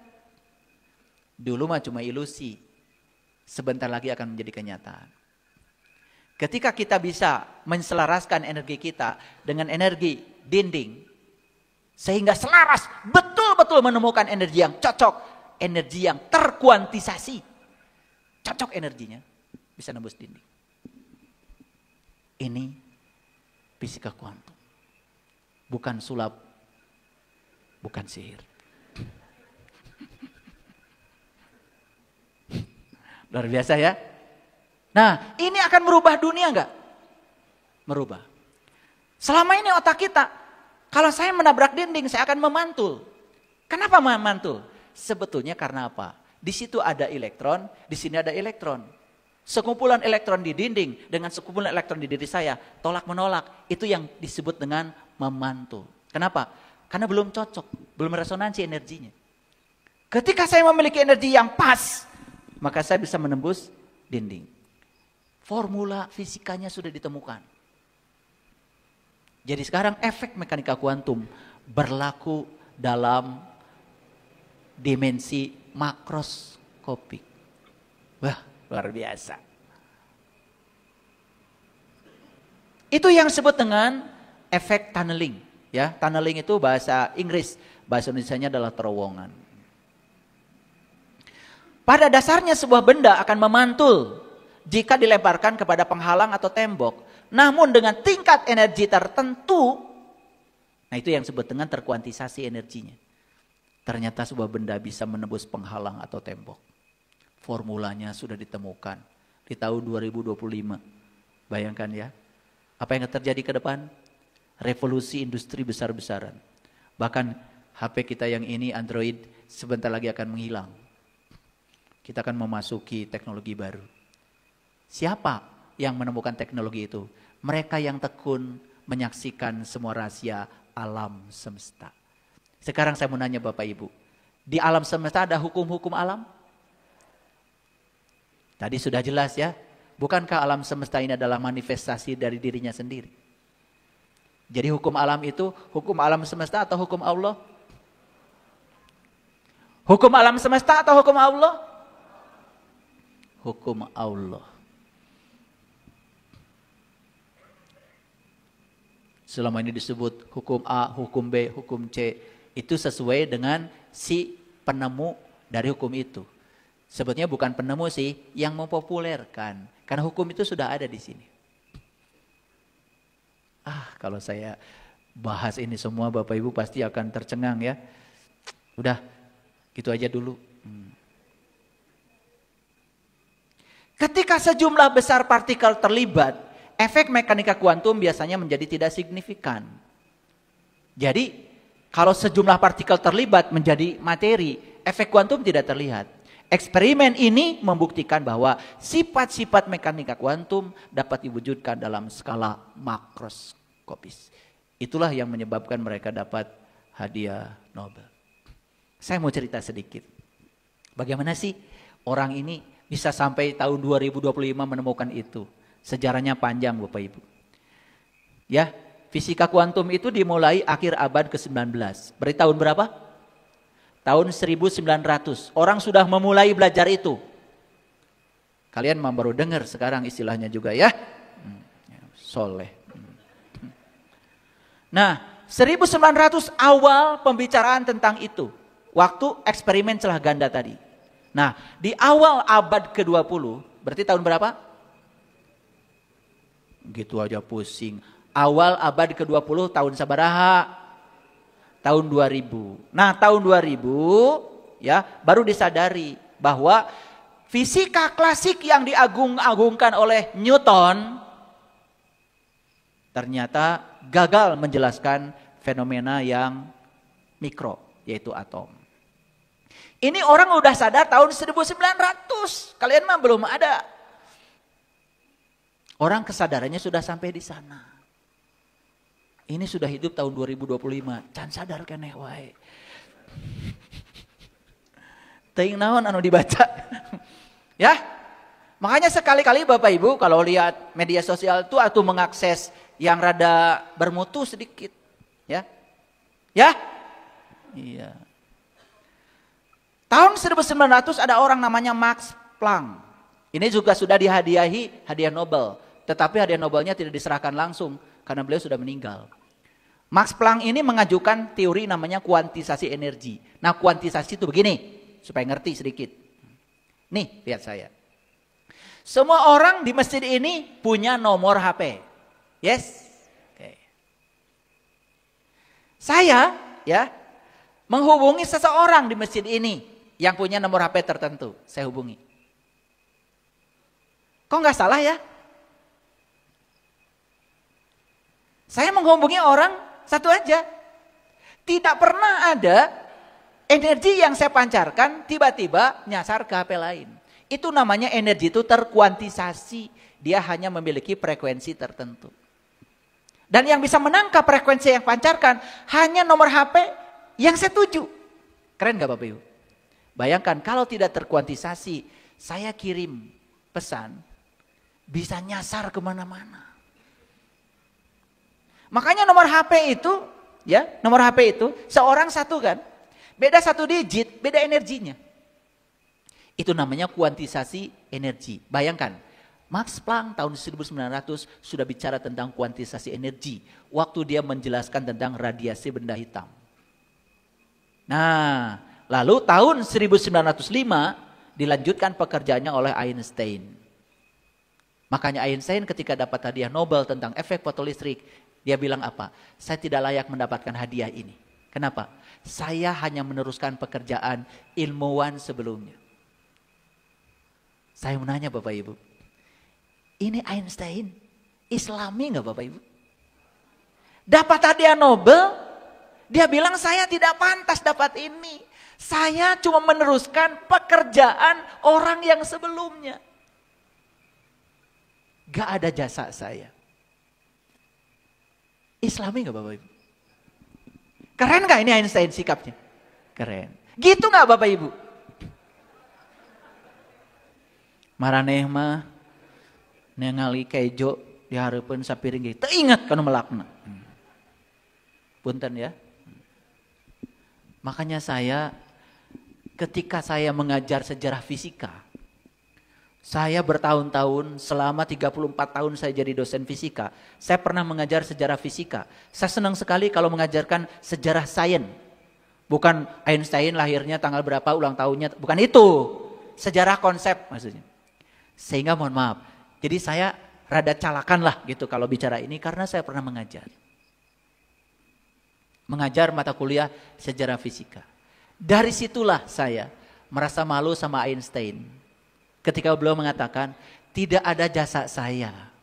Saya tidak layak dapat hadiah Nobel ini karena saya hanya meneruskan pekerjaan pendahulu saya. Keren banget. Makanya dari situlah saya dikasih intuisi tentang doa makan. Makanya kalau saya makan doanya Bismillahirrahmanirrahim. Allahumma barik lana fima rozaqtana wa qina azabannar. Itu diajarkan Nabi Muhammad. Ya Allah, berkahilah rezeki yang telah Engkau anugerahkan padaku. Jauhkan aku dari api neraka. Jangan sampai makanan yang aku makan jadi kemarahan. Jangan sampai makanan yang aku makan jadi energi kebencian. Jangan sampai makanan yang aku makan jadi energi yang menghancurkan aku. Sebetulnya Nabi Muhammad sudah wanti-wanti, Bapak Ibu. Itu apa yang kalian makan itu sebetulnya materi. Tetapi di balik makanan itu ada energi. Yang kalian butuhkan bukan materinya, hampasnya mah dikeluarkan. Yang kalian ambil itu adalah kalorinya, energinya. Makanya satuan energi itu ada dua di fisika. Kadang disebut joule, kadang disebut kalori. Makanya setiap makanan yang bertanggung jawab memproduksinya selalu ada dicantumkan. Ini mengandung berapa kalori. Makanya kalian kalau makan sesuai dengan kebutuhan berapa kalori, tidak mungkin diabetes, tidak mungkin darah tinggi. Ya mah dadahar. Sapiring mantung setengah bola. Duka sabaraha kalori nama. Betul? Yang penting nah itu. Kakara eureun sia eta mah. Nagoler we ada tunduh. Betul? Iya, ngaku we orang soleh. Wah gunana. Betul apa tidak? Hayang nyiwit lah. Lihat saya semuanya, ya. Jadi ketika kita memasukkan materi, sebetulnya yang kita butuhkan energi. Nah, energi itu apa Bapak Ibu? Energi adalah suatu daya yang bisa melakukan usaha. Ada nggak orang habis makan marah-marah? Ada nggak? Ada nggak habis makan memfitnah orang? Ada. Ada nggak habis makan menghujat orang? Ada. Nah, itu energi jadi neraka. Padahal doanya Allahumma barik lana fima rozaqtana wa qina azabannar. Harusnya rezeki yang dimasukkan ke tubuh ini menghasilkan energi berkah yang membuat kita terhindar dari api neraka. Sadar? Suka baca doa itu? Bapak Ibu, saya tanya, kenapa Bapak Ibu baca doa itu? Supaya nanti dapat pahala. Geus dahar amak-amakan kajen. Saya tahu di sini tuh, yang suka habis makan marah-marah tuh. Pengen nyubit saya sama kalian itu. Sadar gitu? Coba, pernah nggak diungkap itu? Kalian mah nggak pernah nanya, kenapa doa makan begitu? Pernah nggak gitu? Enggak. Malah, Allahumma barik, rik, kap. Awas, tong pahil jengkop. Kajian tengah arti sini nama. Barik lana 2 harokat.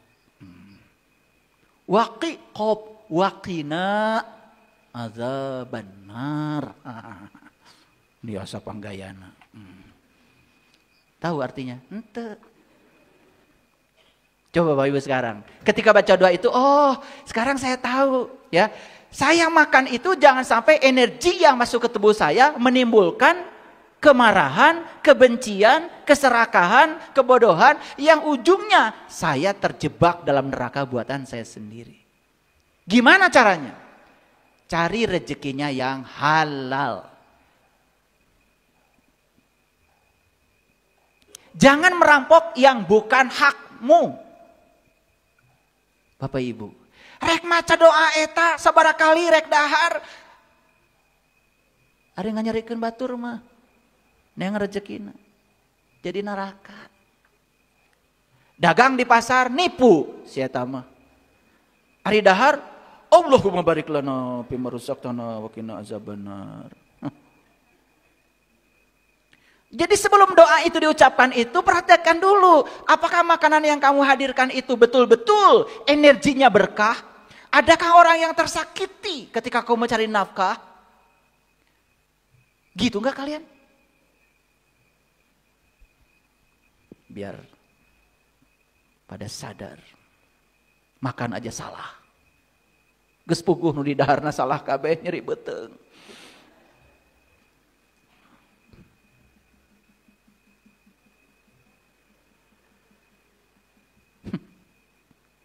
Makanya kalau saya ditambah, setelah baca doa itu saya tambah. Ya Allah,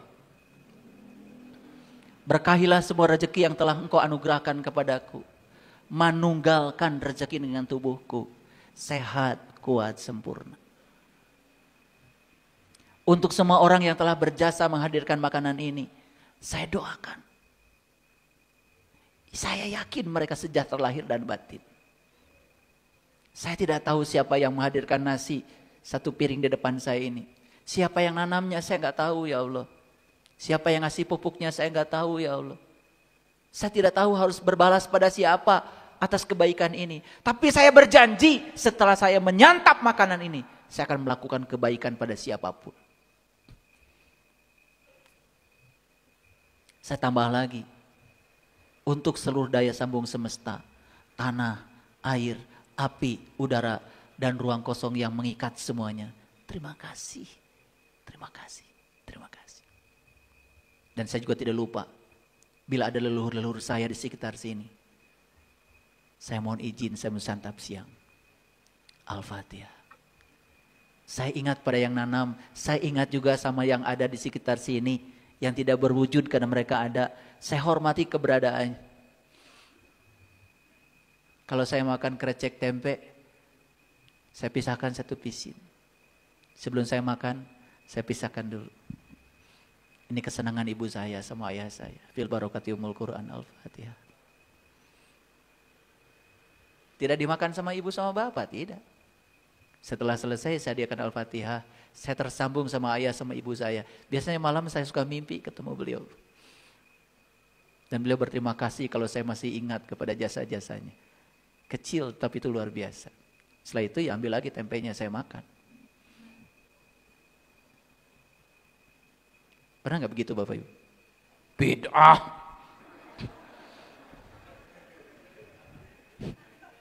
Musyrik. Aduh, gampang banget sih menilai. Itu namanya otak picik gitu ya. Belajar gak kemana-mana tapi gampang aja menghukumi orang.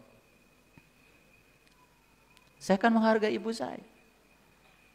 Bapak, kakek nenek saya itu tukang tempe. Makanya kalau kalian mau belajar tempe yang enak ke saya. Nanti bikin pelatihan, bikin tempe ya, tim IT. Tempe enak, ya. Mau bentuknya kayak apa saya bisa. Bikin raginya bisa. Yang enak. Yang tempenya itu bisa bertahan 3 bulan. Makanya kalau sudah dibuat sambal goreng tempe itu 3 bulan tuh nggak apa-apa. Tapi cara nyucinya juga ada. Cara nyuci kacangnya itu. Itu ada ilmunya Bapak Ibu. Mau belajar bikin tempe? Ini dulu. Jadi Einstein bilang apa tadi? Ini bukan karya saya meneruskan pekerjaan. Keren gak Bapak Ibu? Coba Bapak Ibu, begitu beli kursi, ya, pernah gak hadiahkan Al-Fatihah? Ih, kursi ini bagus banget. Hebat ini orang yang membuatnya.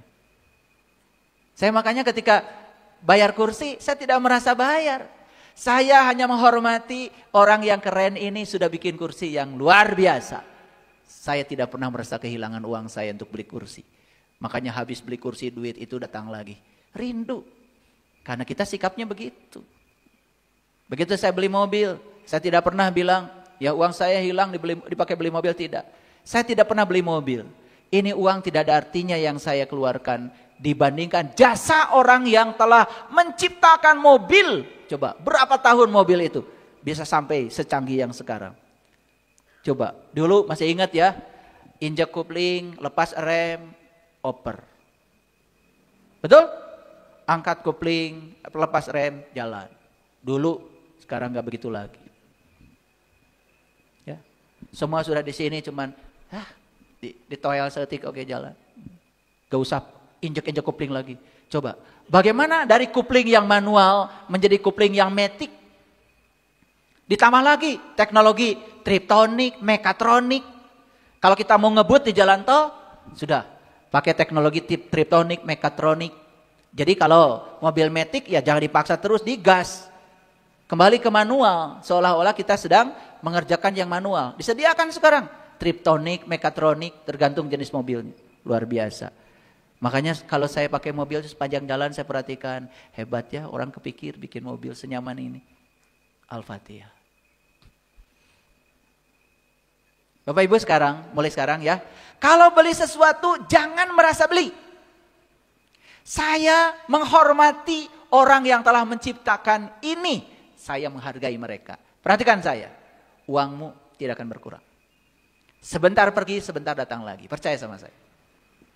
Ini harusnya bayar ini. Dibocorin. Padahal saya dapat ilmunya, bertahun-tahun. Gak apa-apa, gratis. Biar hidupmu menakjubkan ya. Ingat ya, beberapa waktu yang akan datang lagi ada yang menakjubkan lagi ya. Saya sudah siapkan mobil, saya siapkan rumah. Tenang ya. Baca dulu bukunya. Ya. Hidup itu menakjubkan Bapak Ibu. Nah, sekarang terasa nggak oleh Bapak Ibu dari hari ini? Oh, ternyata saya itu tanpa batas. Betul nggak? Karena ada daya semesta yang ada dalam diri saya. Tahun 1913 ada orang namanya Niels Bohr. Dia yang telah membuat model atom. Nah, terjadi perdebatan tuh antara Einstein dengan Niels Bohr. Tentang apa? Tentang kuantisasi energi, tentang frekuensi. Saat itu kesadaran Einstein juga belum sampai di sana. Makanya puncaknya itu Bapak Ibu ada ahli fisika namanya Nikola Tesla. Dia mengatakan, jika kamu ingin memahami semesta, pandanglah semesta dari sisi energi, vibrasi dan frekuensi. Ternyata sekarang David Hawking, Joe Dispenza membuat terobosan-terobosan baru. Ternyata emosi pun energi, pikiran pun energi, perasaan energi. Makanya sekarang banyak orang yang mengatakan, Allah tidak mengabulkan apa yang kamu inginkan. Tapi Allah mengabulkan apa yang kamu yakini. Karena yang diyakini itu memancar sebagai energi. Wah, luar biasa. Nah, kalau tahu rahasia ini keren Bapak Ibu. Mau punya rumah berapa? Acungatan, mau rumah berapa? Harusnya langsung dari tadi. Udah terlambat. Makanya gak punya. Jadi kontraktor terus. Lalu muncullah ahli fisika namanya Heisenberg, Erwin Schrödinger, itu tahun 25. Ya. Puncaknya tahun 27 ada ahli fisika namanya Heisenberg membuat ilmu yang namanya ketidakpastian Heisenberg. Bapak Ibu perhatikan dari sini. Saya tidak akan menjelaskan rumusnya, takut Bapak Ibu mencret, pusing. Tetapi prinsip spiritualnya dari sini apa? Heisenberg mengatakan begini, kita tidak mungkin bisa mengukur secara pasti posisi partikel sekaligus dengan kecepatan di waktu yang sama. Artinya apa? Ketika kita memfokuskan pada akurasi dari posisi, maka kita kehilangan kesempatan untuk mengendalikan kecepatan. Jadi artinya apa Bapak Ibu? Artinya alam semesta ini berisi ketidakpastian. Jadi ketidakpastian namanya kemungkinan. Jadi alam semesta isinya adalah berbagai kemungkinan. Makanya jangan suka bilang itu tidak mungkin. Alam semesta saja isinya adalah berbagai kemungkinan. Lihat saya semuanya. Kita selama ini percaya hanya ada satu kemungkinan. Contoh, ya. Kalau saya punya uang, saya pasti punya beras. Hanya satu kemungkinan. Jadi beras akan ada kalau punya uang. Makanya kamu cari uang terus untuk beli beras. Padahal ada kemungkinan lain. Punya uang gak punya uang, beras pasti ada. Kalau alam semesta isinya adalah berbagai kemungkinan, lihat saya semua. Apakah Bapak Ibu satu kemungkinan dari alam semesta? Kita ini hanya satu dari begitu banyak kemungkinan dari alam semesta. Makanya ini disebut sebagai konfigurasi energi dari semesta untuk membangun satu kemungkinan. Oke, kalau begitu. Ketika seseorang menyangka saya akan miskin selamanya, satu kemungkinan. Tapi kalau dia bilang saya tidak akan begini, besok begini, lusa begini, ada banyak kemungkinan. Saya bisa keluar memasuki semua kemungkinan itu. Tetapi satu prinsipnya, mulai sekarang buang kata-kata tidak mungkin. Nih Bapak Ibu, penyakit Bapak Ibu. Ya. Minggu depan kita jalan-jalan ke Eropa. Minggu depan kita jalan-jalan ke Eropa. Siapa yang mau ikut? Yang bilang saya mau ikut, dia sedang memunculkan kemungkinan. Tapi yang bilang, uang dari mana? Ini otak kita ini sudah terpola seperti itu. Seolah-olah ya, tidak ada kemungkinan lain. Padahal ketidakmungkinan itu diciptakan oleh kita sendiri. Yuk sekarang, Heisenberg tahun 27 mengatakan prinsip ketidakpastian. Apa artinya? Begitu banyak kemungkinan. Keren gak Bapak Ibu? Makanya belajar fisika.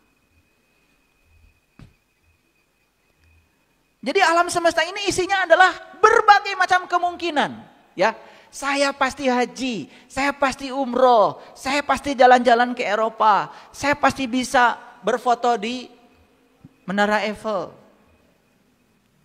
Tapi begitu, abdi mendamung sakit, takdir. Da Allah ge maparin artosna mung sakti Allah. Aduh luar biasa ya. Rusak gak Bapak Ibu pikiran kita selama ini? Ditambah lagi, belajar ilmu keyakinan, belajar ilmu agama pun tidak mendukung. Betul gak? Bukan ilmu kesadaran. Ilmu dogma, ilmu doktrin. Betul gak? Ya, mun geus kitu teh, kitu. Padahal alam semesta ini sendiri sekarang sedang mengembang. Waktu adalah ruang yang bergerak. Dan perubahan di alam semesta itu adalah sebuah kepastian. Perubahan adalah hukum alam. Bayangkan mereka yang tidak mau berubah. Ilmunya masih ilmu yang lama. Diulang-ulang. Keyakinan-keyakinan yang lama. Paradigma yang lama. Tidak mungkin kita mendapatkan hal baru dengan cara berpikir yang lama. Silakan Bapak Ibu. Yang masih punya paradigma di otaknya, saya akan banyak uang kalau saya kerja keras dan banting tulang. Sudah, terus banting-banting eta tulang. Sampai kan nyeri, ya, gitu. Karena prinsipnya di sini, ya, saya akan dapat uang banyak kalau saya menghabiskan seluruh waktu hidup saya untuk uang. Saya harus bekerja keras dan banting tulang. Selamat membanting tulang. Karena paradigmanya sudah salah. Mohon maaf Bapak Ibu. Saya punya banyak teman yang pegawai negeri. Mereka yang punya keyakinan kalau hidupnya adalah gajinya, gak akan dapat penghasilan dari tempat lain. Di amplopan tiap bulan. Yang listrik, SPP, beas, bedak, pasti eta we seribu haji. Numpat lima bodas we. Jika ondel-ondel. Begitu anaknya pengen makan di restoran. Mana amplop?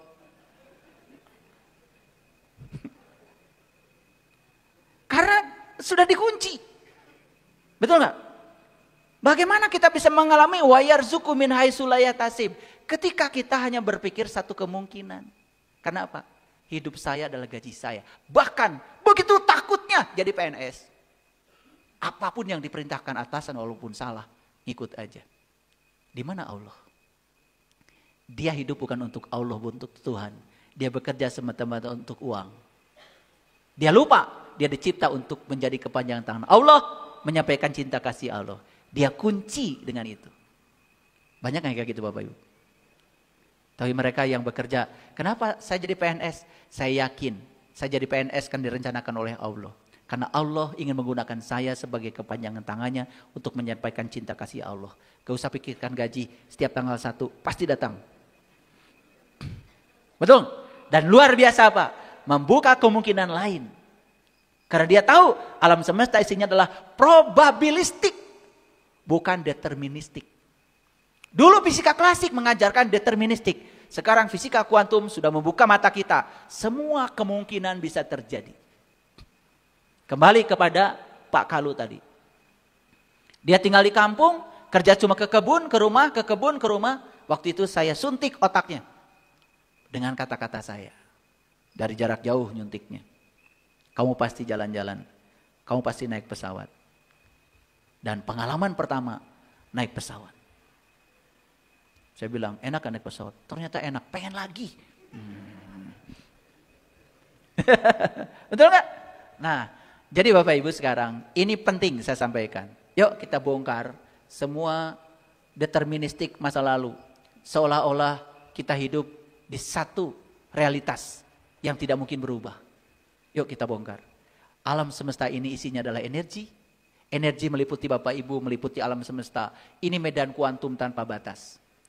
Dan di sini sedang menunggu berbagai kemungkinan. Kita tinggal menciptakan kemungkinan itu. Siapa yang berimajinasi dan merasakan seolah-olah itu sudah terjadi, semua akan terjadi. Dengarkan kata-kata saya. Saya bukan ustadz. Saya bukan ulama. Jauhan. Dangdanan juga kieu. Ulama naon. Ulama mah harus pakai sorban.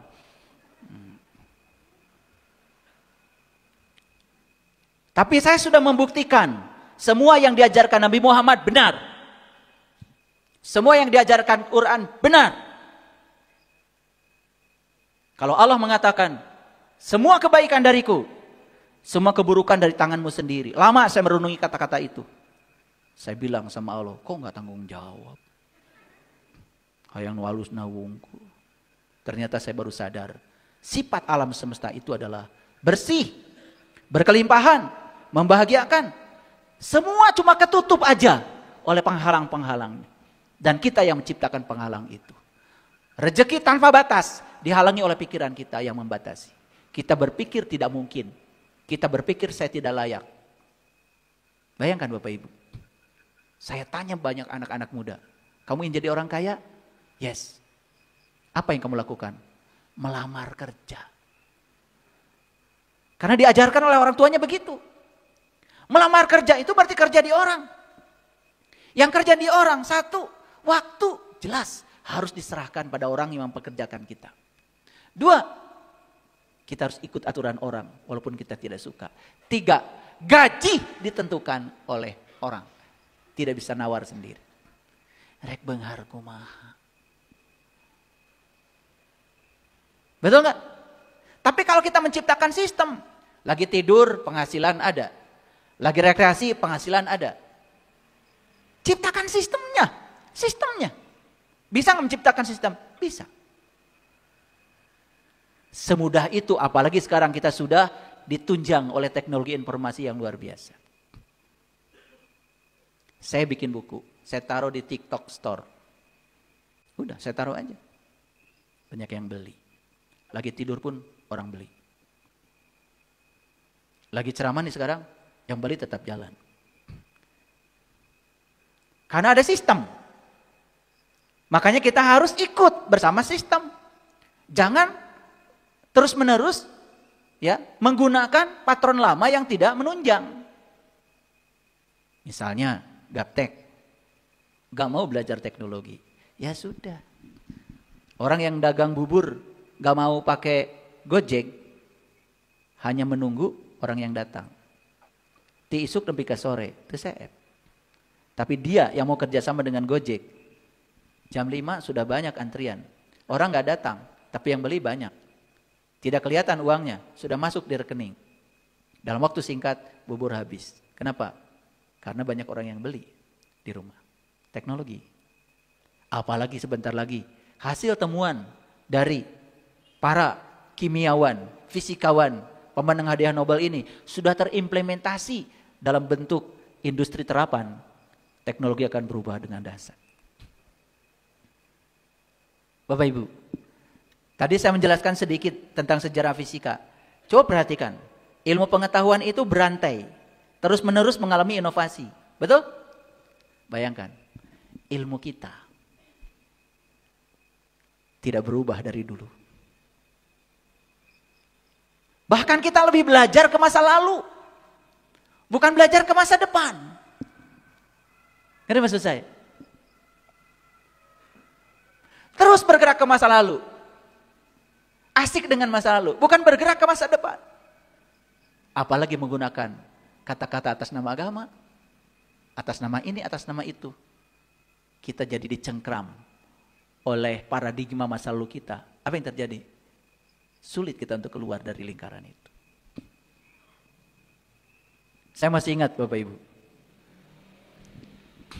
Dulu, ya, waktu saya mau melanjutkan sekolah, ternyata universitas di mana saya lamar itu tidak mengakui sepenuhnya gelar kesarjanaan saya, karena dianggap tidak memenuhi standar. Dan saya harus ikut matrikulasi selama 1 tahun. Yang namanya kuliah itu luar biasa itu. Dari jam 6 pagi sampai jam 6 sore setiap hari. Pulang ke rumah tugas. Hanya matrikulasi. Untuk disetarakan aja supaya saya bisa sekolah di sekolah itu. Mengikuti ya strata pendidikan yang lebih tinggi lagi. Saya masih ingat. Waktu itu ada ujian terakhir, ujian matrikulasi. Dosen penguji saya pertanyaannya sangat sederhana. Pertanyaan begini. Apakah Anda benda hitam? Bayangkan. Kalau pertanyaan itu datang sama kalian langsung marah ya. Ya kan? Itu pertanyaan fisika loh. Di ruang ujian sidang itu. Apakah Anda benda hitam? Oh, gagabah. Sakitu bodas. Itu pertanyaan harus bisa dijawab dengan teorinya Max Planck. Apakah Anda benda hitam? Benda hitam itu ternyata black body. Dalam fisika, black body itu adalah semua benda di alam semesta yang meradiasikan energi disebut black body. Dan saya jawab waktu itu, saya tersusun oleh atom. Dalam atom ada elektron mengelilingi inti. Elektron mengelilingi inti karena terikat oleh gaya elektrostatik. Karena inti positif, elektron negatif. Medan energi yang menggerakkan elektron itu, yang disebut dengan gaya elektrostatik, membuat elektron mendapatkan gaya. Gaya listrik yang bekerja pada elektron bisa mempercepat elektron. Sehingga ketika elektron dipercepat, menurut Maxwell, ahli medan elektromagnetik, maka dia akan meradiasikan gelombang elektromagnetik. 15 menit ujian sidang selesai. Pasti nggak ngerti ya kalian pasti. Jadi saya menjelaskan bahwa saya adalah benda hitam, black body. Nah, kalau orang awam disebut, apakah Anda benda hitam? Ngahina. Sakit bodas kieu. Ternyata di setiap ilmu punya vocabnya sendiri. Jadi benda hitam yang dimaksud itu adalah benda yang meradiasikan gelombang. Contoh Bapak Ibu. Bapak Ibu waktu COVID naik pesawat, keluar dari pesawat ada kamera tuh. Kalau Bapak Ibu demam, pasti si kamera itu akan menangkap Bapak Ibu demam. Apa yang terjadi? Pasti ada petugas yang mengejar Bapak Ibu. Dan Bapak Ibu pasti ditarik ke ruang tertentu. Kok bisa ya? Ternyata radiasi yang disampaikan oleh setiap benda bergantung pada temperatur. Nah, jumlah yang diradiasikan energinya bergantung berapa temperaturnya. Makanya radiasi yang ditangkap oleh kamera bisa mendeteksi berapa suhu orang itu. Teknologi bisa seperti itu. Bayangkan kalau dipakai termometer satu-satu. Repot. Belum ketularan COVID. Betul nggak? Dengan teknologi semua bisa diselesaikan. Baik ya, hari ini saya sudah menyampaikan banyak hal. Ternyata Nobel Fisika, Nobel Kimia ini terjadi di kehidupan kita. Berarti kita semua oleh Allah diberi pencerahan lewat kepanjangan tangannya untuk merespon betapa hebatnya cinta kasih Allah. Betul nggak? Ilmu pengetahuan ternyata memudahkan kita untuk hidup. Yuk kita isi sekarang spiritualitas kita. Ya, kita hidup di zaman di mana teknologi begitu luar biasa. Kita belajar sedikit-sedikit dengan sains, teknologi, dan ternyata agama, sains, dan spiritualitas itu tidak pernah berantem. Terima kasih. Assalamualaikum warahmatullahi wabarakatuh.